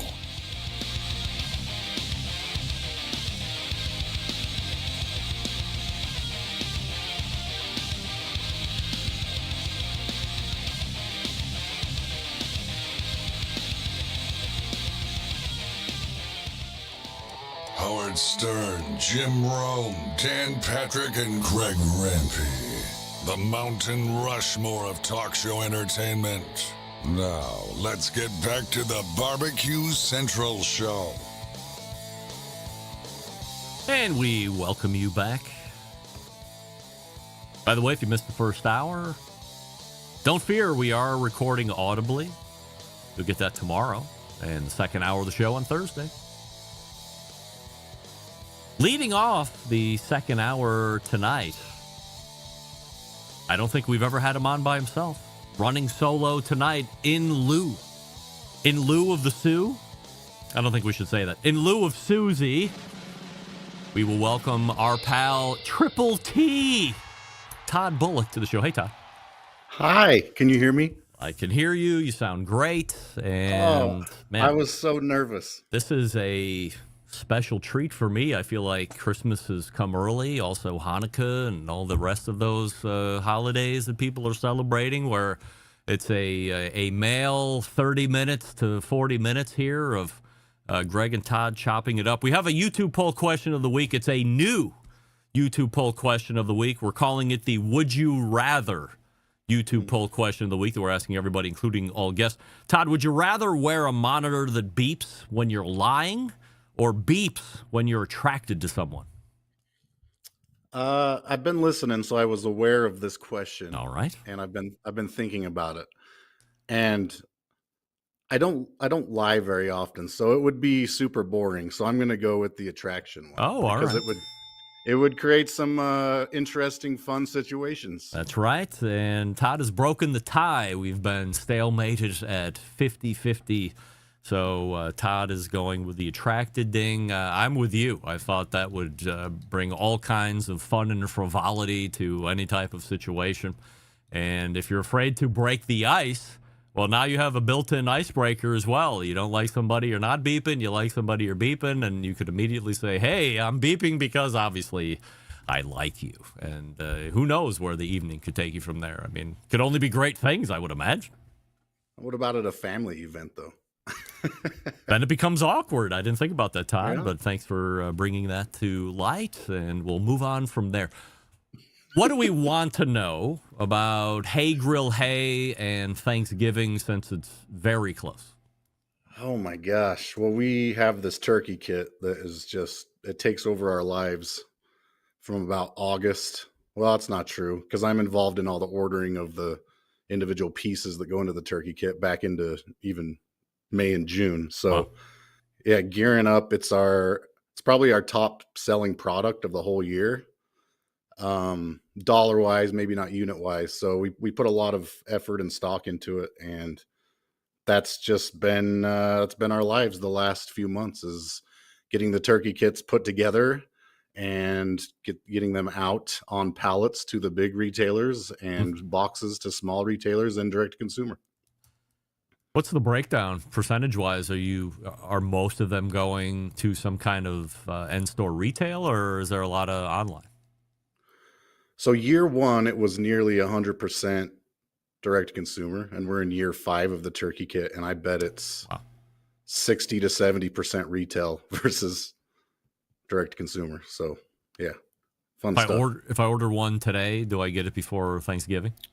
So that's tricky. We're gonna put a pop-up box. So there's different levels of shipping, right? The economy shipping, which is Ground Advantage or UPS Ground Saver, is saying from us to a far away zone, like we're in the West. So if you're on the East Coast, it's saying that it will get there Wednesday, or some of them are even showing Friday already. So it's not looking good. So if you want to order from haygrillhay.com, we're going to have a pop-up that says, please pay for priority shipping, because economy likely won't make it. Priority will probably make it, but you're going to be paying almost double the amount of shipping.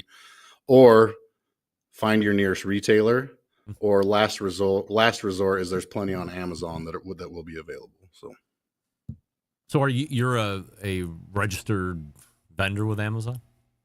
Yeah, we have all our stuff on there. Prime, fulfilled by Amazon, FBA. Yep. Is that a good business piece, dealing with Amazon? That's a volume game. So they take a pretty large percentage of fees, and yes, at the end, and then you got to pay to ship it to them. And after all this, we're breaking down to 20 to 30% margins after all of that's even after ads and all that. So, I mean, yeah, so it's worth it because the volume is continuously going up, and we're definitely not going to stop selling on Amazon. So, any other Thanksgiving items we need to know? Like, is there like a specific great recipe that always hits on the Hay Grill Hay website this time of year over others?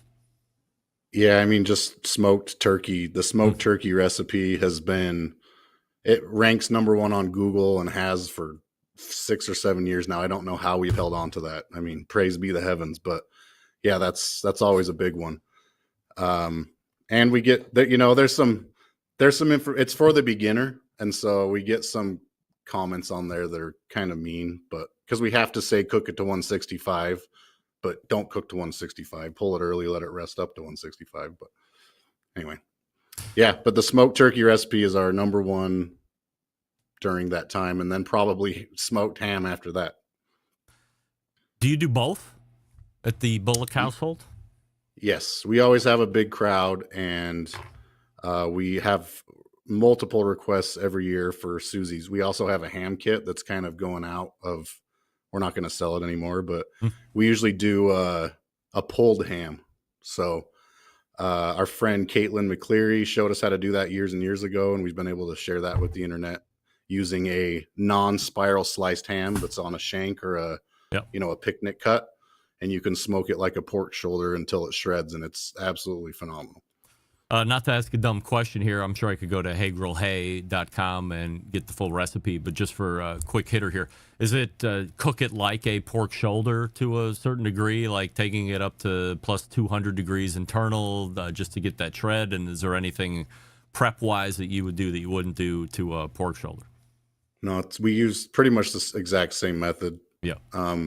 We don't always use a mustard slather on pork shoulders, but on a ham we do, because there's not enough. If you just sprinkle rub on a pre-cooked ham, it'll just fall off. So yeah, we use our Zesty Gold mustard sauce as a binder, and then we either use sweet rub or the sugar and spice rub, and then you smoke that for 4 to 6 hours, and then wrap it in a foil pan with some kind of liquid, and take it to 205 to 210 until she shreds apart. Put it on sandwich, like make pulled ham sandwich, or just eat it pulled ham straight?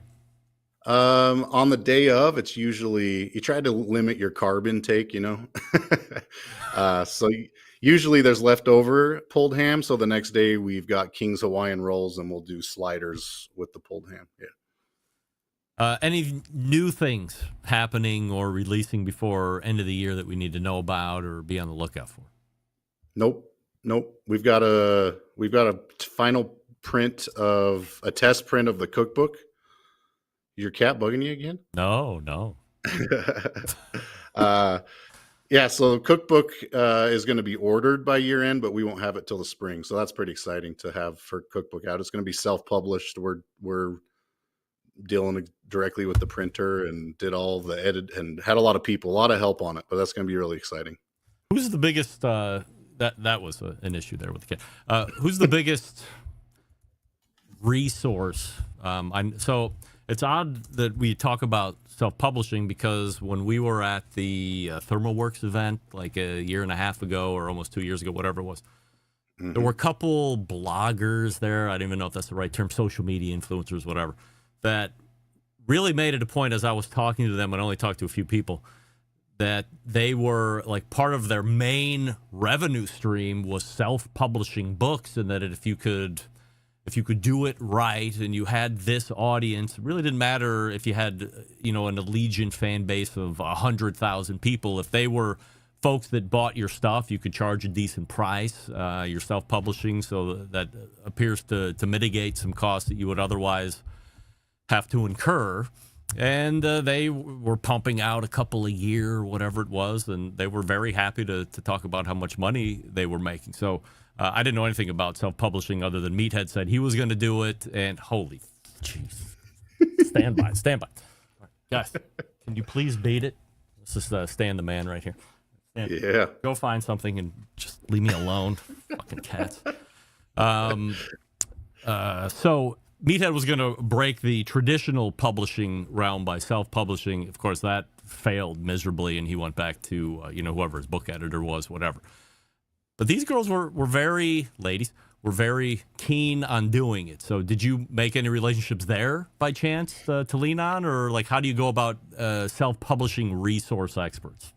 I don't know. I know Susie probably talked to them as well about just the process, but we actually visited the book printer back in January, and you just kind of work with them and they tell you specifically what you need. And then our friend, who's kind of like our liaison with this company that prints, he has some history with printing books with other authors throughout different genres. So he kind of knew what to expect. And so Susie put it all together, wrote out the whole thing, and then just found there were a couple people in the industry.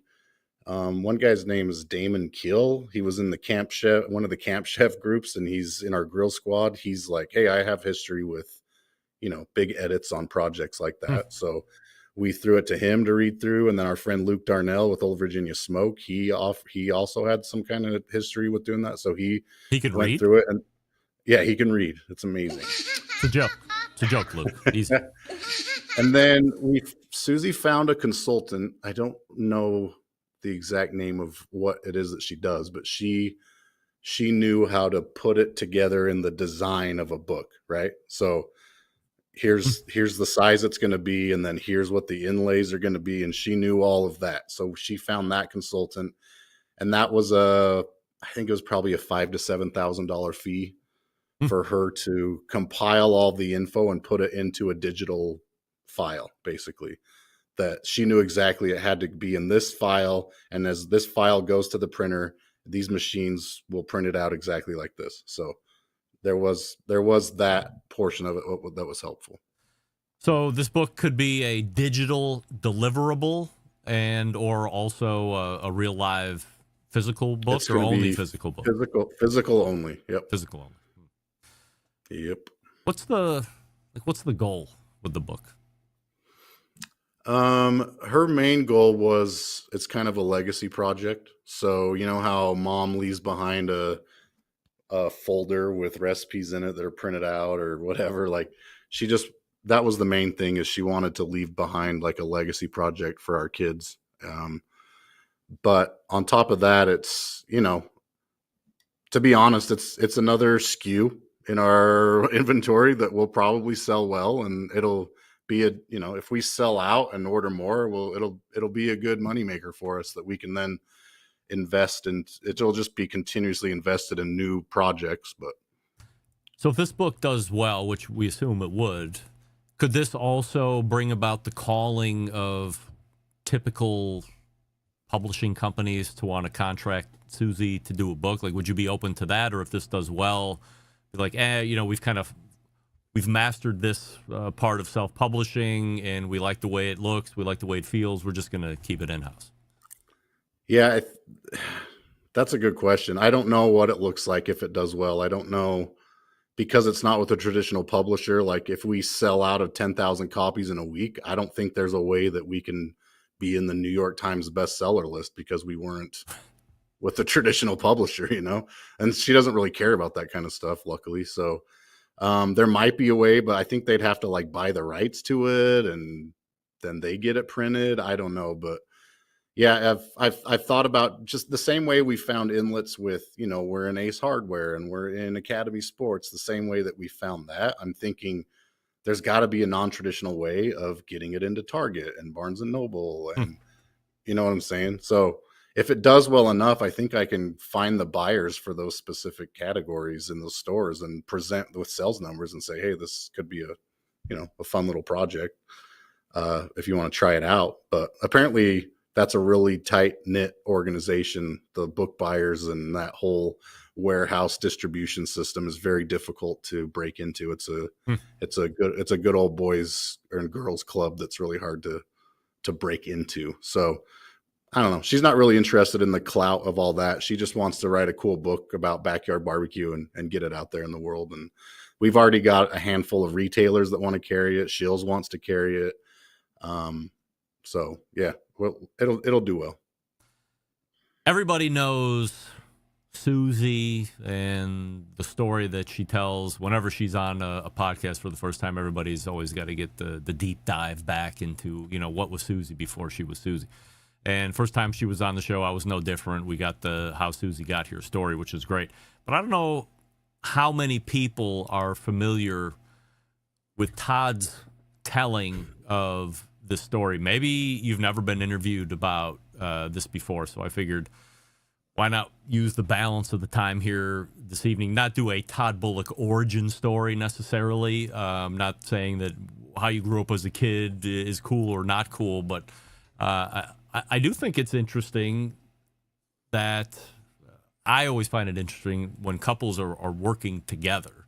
And it's not like you guys go to a corporate building and, you're the CPA and, she's human resources, and maybe you only see each other for 10 minutes, or maybe you don't even see each other at all during the course of the day, except you carpool to work and from work. And you guys are like pretty much together from when you wake up till when you go to bed, and a lot of decisions being bounced off. And that's always a unique dynamic that I'm always interested in. So when did you first realize, and maybe that was a thing that attracts you, like, how do you even meet Susie?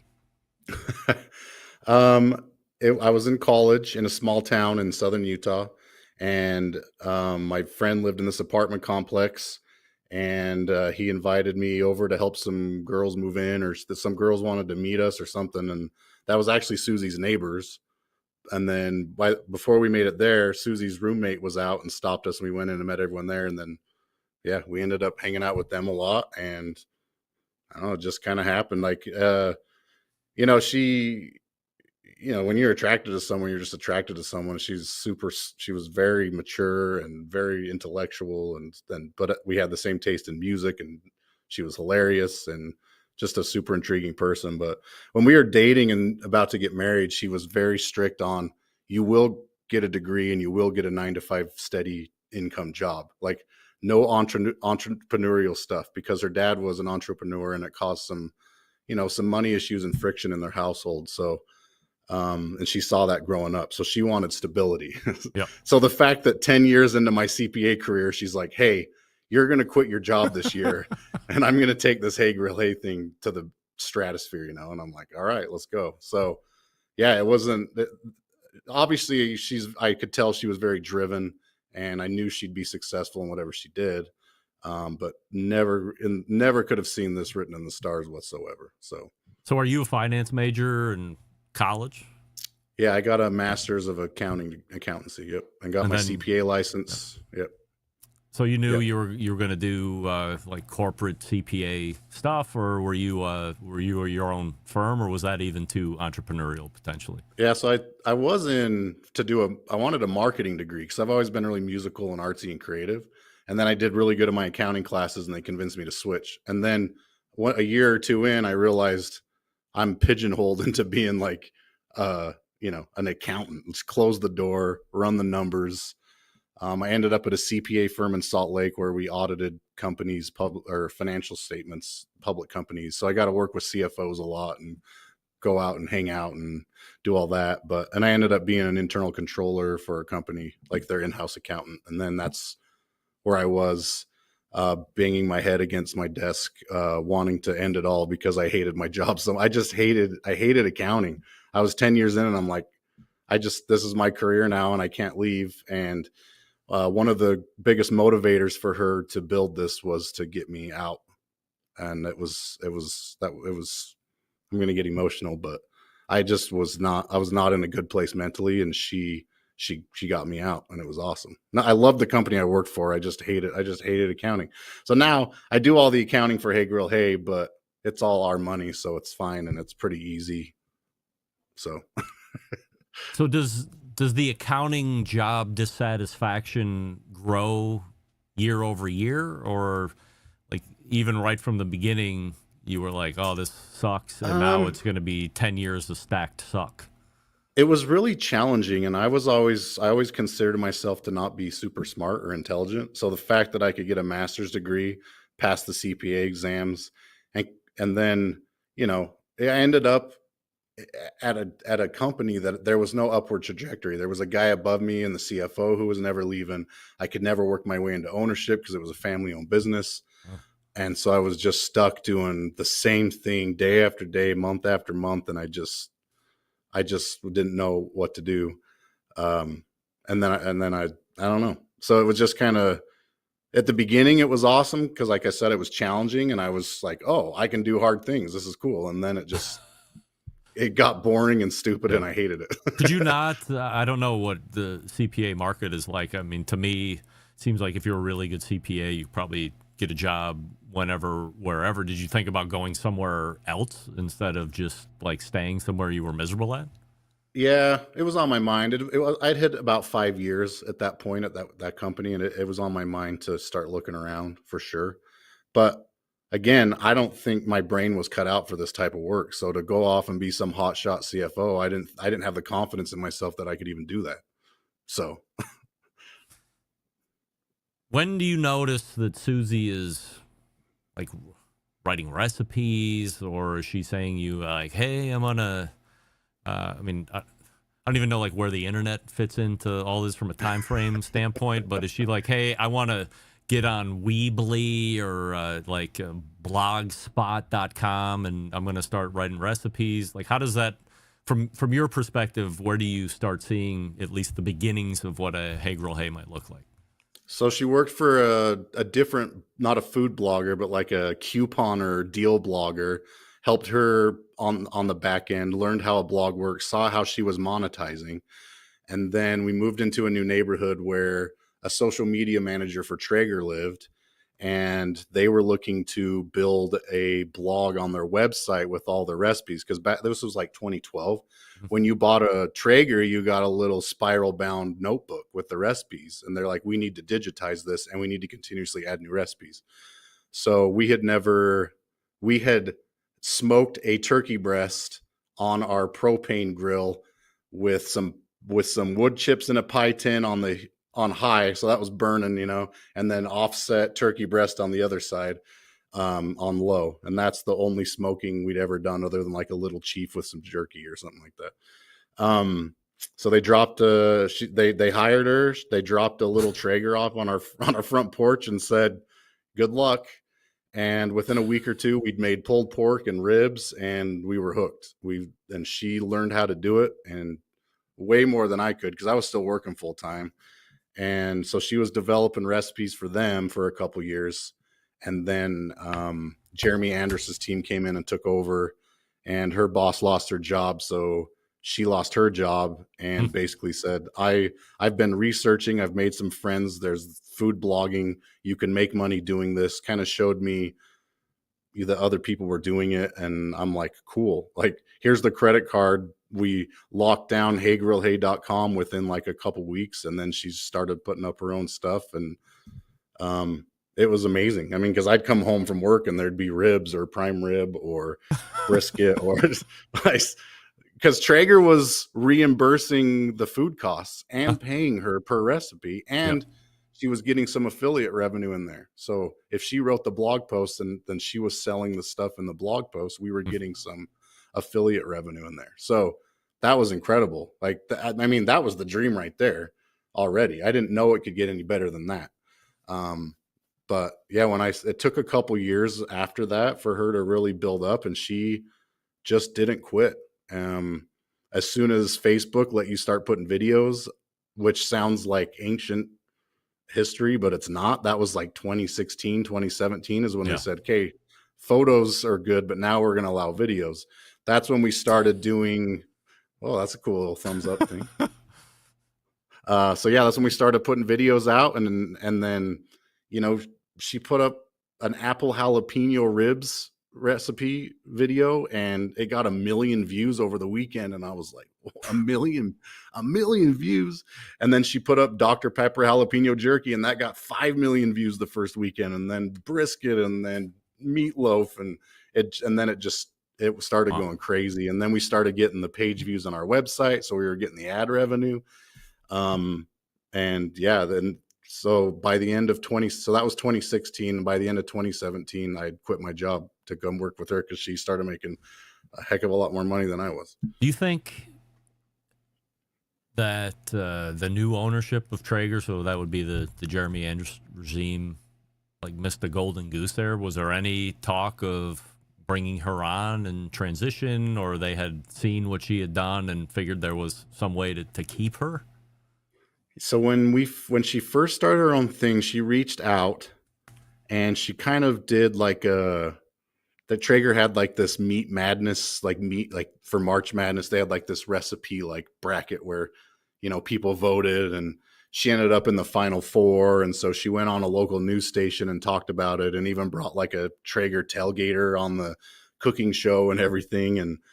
And so these two girls came and delivered the tailgater cooker, and she's like, hey, my social media is growing. This is what I'm going to be doing. I'd love to get involved with Traeger somehow but they just never really reached out.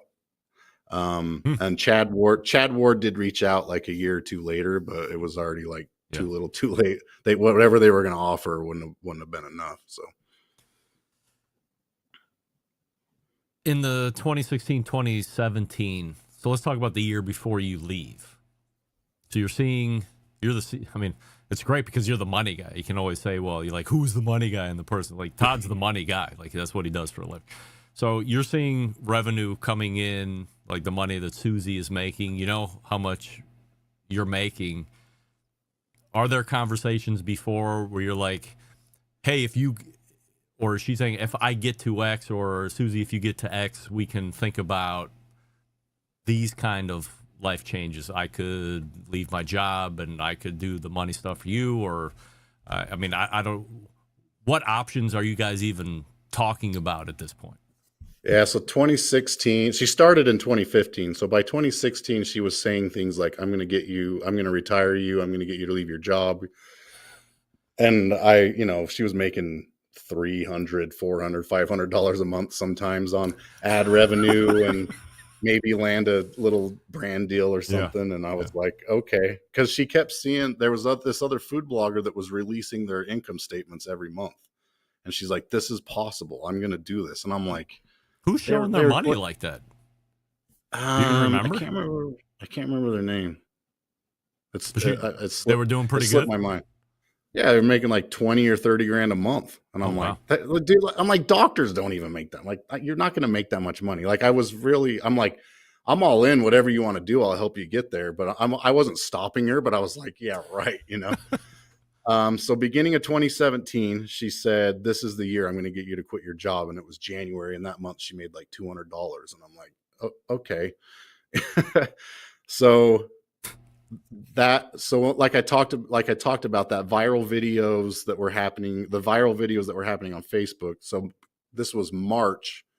I'm remembering it because it was such a big deal in our lives. March is when she put up this Dr. Pepper jalapeno jerky video that hit 5 million views in the weekend.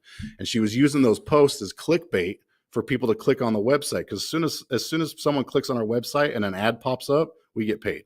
Like, you don't have to click on the ad. It's just impression based. Yep. And so at that point, so I think in March, just on ad revenue, she made like $3,500 or something. And I'm like, okay. I'm like, you're onto something here, Yeah. And then that steadily climbed into June. And so by June, she was pretty much doubling my monthly in what I'm bringing in. And I said, okay. So I sat down with my CFO one day at lunch and I'm like, I think I got to tell you that I'm leaving like by the end of the year. And he's like, he told me, he said this thing. He's like, there was this old explorer. I think his name was Cortez. They showed up on the coast or wherever they were. I can't remember. I'm not a history buff. And they pushed the ships out to shore and they burned the ships. They said, there's no going back. So he's like, if you tell me right now you want to burn the ships, you let me know. We'll hire someone and you can train them and you can be gone by December. And I'm like, let's do it. So I called Susie. I'm like, I quit my job. And it kind of freaked her out. I'm like, I'm not leaving until December. So yes, I said, basically I was like, if you can prove that if we can get 6 months worth of expenses in the bank and you double my income, that's the breaking point for me. And she proved to me that was going to happen. So we did it. By the end of 2017, we had 6 months in the bank and she had easily doubled my income. I was looking for jobs the next April because I got scared, but that's just my own insecurities. Well, I mean, as you had said, while you guys are in college, she's like, go get this 9-to-5. I want stability. And then in 2017, I mean, she is the absolute textbook epitome definition of an entrepreneur. She's making, all the money. She's, getting deals. Like, nothing appears to be secure. Next month, the money could fluctuate. The following month, the money could fluctuate again. It could go up. It could go down. It's not just like a salary, so you're going to get X amount per month, and you can bank on that and budget on that, this and that. Certainly you want it to go up, but one of the main reasons I've never decided I was going to chase doing the show full-time was because I never wanted it to be unfun. And my perception would be the minute I make this the main revenue generator for me and the family, everything changes. All the fun drops out of it. And if I lost the sponsor, what's the hopper look like to backfill? And I mean, I'm a sales guy anyway, so I know how that's going to be, and I feel confident in being able to get it. But that didn't make me and the show seem fun together. So I stay selling trucks because I make good money doing that, and I also like doing that. These don't compete. They miss like ships at night, and I can spend time on both, and they don't compete with each other. But this is a whole different thing. You're leaving your job. You're going to help her, and it's like, okay, what can we bank on this month? And, oh, by the way, I'm sure you have kids at this point. Yeah. And she spent our whole 6 month savings building out the grill squad 3 months after I quit. So that's probably why I was also looking for a job in April. So no, it's been a wild ride, and she hits these peaks. Like she hit, I can't remember his name, Derek. He put out a report. Yeah, he put Derek out Riches. a report. Yeah. He put Derek Riches, exactly. He put out a report about the top trafficked, recipe food blogs and barbecue websites that weren't like Traeger or Kingsford, and she was number one. Yeah, which we are. We see the numbers, we already knew. But she's like, okay, now what do I do? So and now she's like with products. She's the goals that she has set for these Hey Grow Hey products. It's exhausting. And honestly, it's so to bring it full circle, I'm still going to be super involved in the barbecue world, but we're kind of pushing me out of the CFO position, and we're going to bring someone else in, because with where she's at and what this is going to take to build what she wants, she needs a husband and dad at home to run the home and take care of the kids and just make home a comfortable, stress-free place. And she doesn't want me, and I don't really want to be involved in the, corporate or, C-suite level ownership oversight anymore. So I'll probably help every now and then. I'll still be on videos, and I'll help on production, because that's fun. Producing videos, cooking food, I'll still be super involved. But yeah, as far as like helping run the company, like within 3 to 6 months, our goal is to have me out and be at home. So this is my issue in the form of a question to you. How do you trust somebody to be CFO that has not been a part of building this brand from day one, because it's been you too? Yeah, I don't know. I have knots in my gut about it, but I have knots in my gut, and I don't have any stake in this whatsoever. I mean, holy crap! What a decision. We know it'll work out. We'll find someone that will be amazing, and it'll work out. So do you just advertise, like on Monster or Indeed, or you're not staying in the industry, right? No, we're putting our feels out in a local. Like we've got some local accounting firms that do fractional CFO services, and we're putting our feelers out, like kind of in our own network first, for sure. Because if we go out into Indeed, I mean, we don't have the budget to pull in a $150,000-$250,000 CFO. Like we've got to be pretty careful about who we put in the position. Where do you see the company in like 5 years? I think I don't think I know, because if Susie says it's going to happen, it's going to happen. She's going to be in grocery stores nationwide. She's going to be creating new SKUs to go into those grocery stores. I'm sure if we make enough noise, there might be offers of purchasing or investments coming in that, put enough zeros on the end of a check. Who knows what'll happen, but, could you sell the brand to somebody? Like, could you sell out totally? Sure. Like who would buy, like McCormick, or like who would be an ideal buyer? Yeah, maybe a bigger brand. I don't know. We're not interested in that right now, but I'm just saying down the road, who knows? Anyone will sell out for the right amount of money, right? Is that like you sell out for $10 million? It'd have to be a heck of a lot more than that. Oh yeah? Yeah, because we could just continue to run it and make more than that. So I have no idea. So that's the funny thing. You start talking to guys, gals that are in like this kind of space. I mean, there's not a lot of folks that are out there doing it, but I would say if you're looking at top barbecue retail product folks, it's Malcolm, it's Heath Riles, it's Pittman, Cosmo, it's Blues Cosmo, Hog. it's you. I mean, are you in a like a 50 million gross revenue, or is it like way more than that? I mean, like I work for a company that's a $1.5 billion gross revenue company. Now, what the fuck does that even mean? Well, I can show you how unimpressive that is when we get down to like profit before tax, or I'm going to get my ass chewed tomorrow about where my gross profit really is. But gross revenue, like we're really effing big. We're $1.5 billion. So Like, yeah, this is a low margin game too. So like, no, we're nowhere near that. And I still put, Matt Pittman and Heath and Blues Hog, all those guys, Cosmos, they're miles and miles and miles ahead of us. So we're not even close. So she's. What are those guys running at from a gross revenue standpoint? I don't know. We all kind of keep that under wraps. We don't talk big numbers like that. We just try to. Nobody wants to play the the big D contest. Like that's the best part. Because revenue's a bullshit number. I know.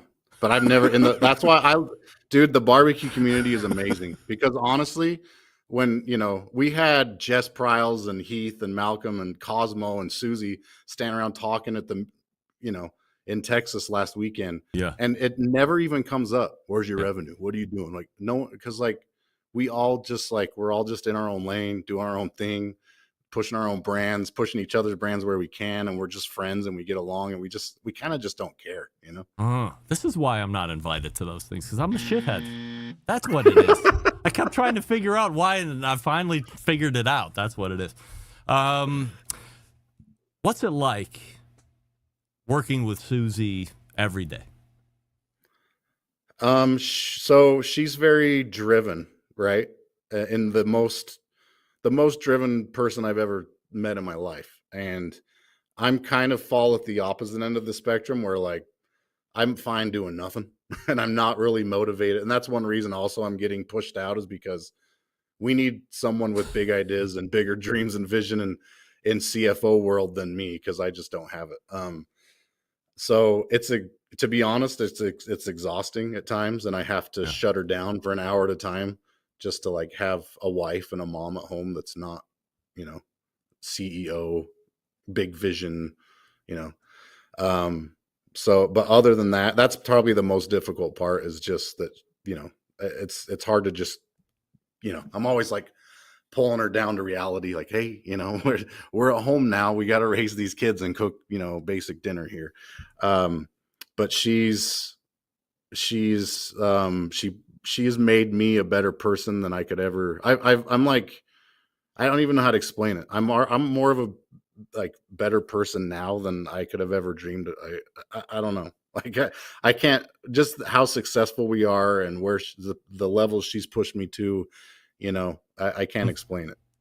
So working with her every day it's a whirlwind of fun. We're laughing all the time. But honestly, I'm just I sit there in awe at what she's doing and what she's building and the dreams that she has and what she wants to do and the way that she approaches it and attacks it and goes after it and achieves it. Everything she said that she will achieve, she has 100% achieved it. And so whenever she says we're going to do this, I say, okay. And I just jump in and we figure it out and we do it. It can't always be sunshine and rainbow. So on the probably very rare occasion that there could be a difference of opinion or it might get a little chippy, how do you work through that? Because, as I'd mentioned, nobody's going anywhere else. You're there, you're together. This is your business together. So how do you work through the uncomfortable times to maintain that great relationship? It's just honest, open communication. Because I'm kind of a pushover. So if she's really dead set on something, I'll play devil's advocate and throw, this could happen or that could happen. Or I live a fear-based life. In some ways I'm afraid of it failing, but she has no fear. So it just takes a lot of communicating with each other, and there have been heated moments. But it always comes out positively, and we know how to communicate with each other dang near perfectly. We do, there are times that, there's an hour of cold shoulder, we can't talk to each other, but we love each other and we know that that's all that matters. And at the end of the day, we always figure out the best solution. And we've never had negative feelings towards each other for more than maybe an hour. Yep. Through all of at a time throughout all of this, because we work it out and it's awesome. How great of an example are you two for the kids? Yeah, I was thinking about that tonight because we're kind of at this busy point where we all exist in the same house, but there's not a lot of deep conversation going on. But the kids are all busy and different things. So the kids want nothing to do. So when we talk about if we're ever going to sell Hay Grill hay, we probably would definitely consider it because the kids want nothing to do with it. And at some point we're just but they're young still, right? And nobody's like 18 or 20 yet. Yeah, we got a 17-year-old. But so they don't have any interest. So, but they have a front row seat to entrepreneur school. I can't even say that word. That's how far away I am from thinking I am the entrepreneur. But yeah, she's an amazing example to our kids. Just being able to see that day in and day out and to see her success. I mean, they all just think the world of her and think she's the most amazing person. And they're great kids. She's raised amazing kids. I've only had a little bit to do with it, but yeah, it's a wonderful atmosphere in our home, with all of this that's happening and having these kids. So Todd, I appreciate you being very open and honest over the last 35 minutes or so. As I said, I don't know if people have been able to get this perspective of the Hay Grill Hay side of the story. So to me, it was important that it gets down, it's documented. John Solberg always tells me that the show's going to end up in the Library of Congress as documenting the last 20 years of barbecue, whatever. So we needed to have Todd's story as part of that chronicling. So appreciate the extended time tonight. HayGrillHay.com, the website, of course, and at HayGrillHay on social. Tell Susie I said hi. Have a great Thanksgiving, and we'll see you guys in 2026. Okay. Thanks, boss. Appreciate it. You got it. There's Todd Bulloch right there. What a story. By the way, I'm not saying that Todd is humble, but certainly he is, as somebody who has met him in person. I mean, Todd on this show tonight, the same Todd that I was talking to in person at that ThermoWorks event. And to Susie's credit as well, I mean, both, there's no difference. We're interviewing on the show. They are not show Todd, show Susie. And then when you see them in person, they're somebody completely different. Far from the case. They are exactly the same people. Very nice, very down to earth, very driven, very successful. So happy to get Todd's story here this evening, and hopefully you enjoyed that as well. We will go ahead and do one piece of business before we get out of here tonight. That, of course, is my pals over at McAuliffe Cigars. Step into the world of McAuliffe Cigars, where each blend is a chapter and a grand tale of craftsmanship and passion. The portfolio, a symphony of flavors, each note carefully composed to create an unforgettable Nicaraguan smoking experience. For instance, the color series that we know, McAuliffe Black crowned the 2023 Cigar of the Year by the Cigar Authority. McAuliffe Blue, a harmonious blend that dances on the palate with elegance and depth. McAuliffe Red, a vibrant expression of flavor capturing the spirit of adventure. Of course, they have the McAuliffe Purple and the McAuliffe Green with the Matafina wrapper that is absolutely stupendous. And then the whole other portfolio, the Migdalia, the Reserva, the Leanda, you name it. They got plenty of other ones outside the color series. All of them, bangers after bangers. Love it.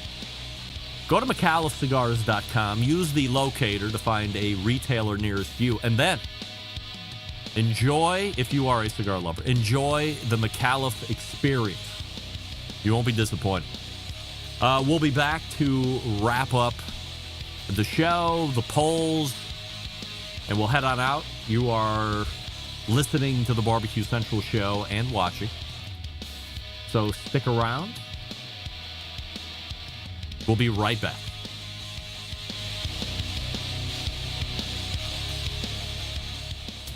Let's get back to a guy who has more experience giving you his opinion than he actually has cooking. Once again, here's your host, Greg Rempe. Thanks again to Todd Bulloch for joining me extended second hour time, getting a little retrospective of him. Also, a lot of people on Facebook joining in. The Anthony Lujan is showing up here this evening. Chad Bunker, Dan Wright, Scott Smoker, Ryan Rudd. Plenty of Facebook dominating the Todd Bulloch. Maybe he shared he was going to be on Facebook. By the way, as we end up here tonight, would you rather wear a monitor that beeps when you're lying or when you're attracted to someone? It did dip back to the attracted, but now we have clawed back to, once again, 50-50. 50-50 of lying and attracted. So whichever side you fall on, you have as equal number of supporters on your side as the people do on the other side. That's why we call it 50-50, and we will end it there this evening. All right, all the way back in the first hour, a Stephen Raichlen visit. Getting you ready for Thanksgiving, getting ready for the gift-giving holiday season, talking about the new books that he has coming on. It appears Stephen Raichlen might be getting ready to call it a career and then captain his 40-foot sailboat around Key Biscayne Bay. That doesn't sound too bad. After Stephen, it was Wes Wright from cookoutnews.com. Second hour, all Todd Bulloch, all the time, HeyGrillHey.com, at HeyGrillHey on social media. A 50-50 end to the Would You Rather question of the week, brought to you by YouTube. F YouTube, by the way, for still screwing me out of money. Big show planned for you next week. So Steve Ray is going to be at 9:35. Potential Rashid Phillips showing up at 9:14. And because it is the fourth Tuesday of a month next week, the embedded correspondence segment as well. Holy moly. So, how do I always leave? September 11th, 2001. I will never forget. And until next Tuesday at 9 p.m. Eastern, this is your program host and proudest American, Greg Rempe, saying, Shabbo!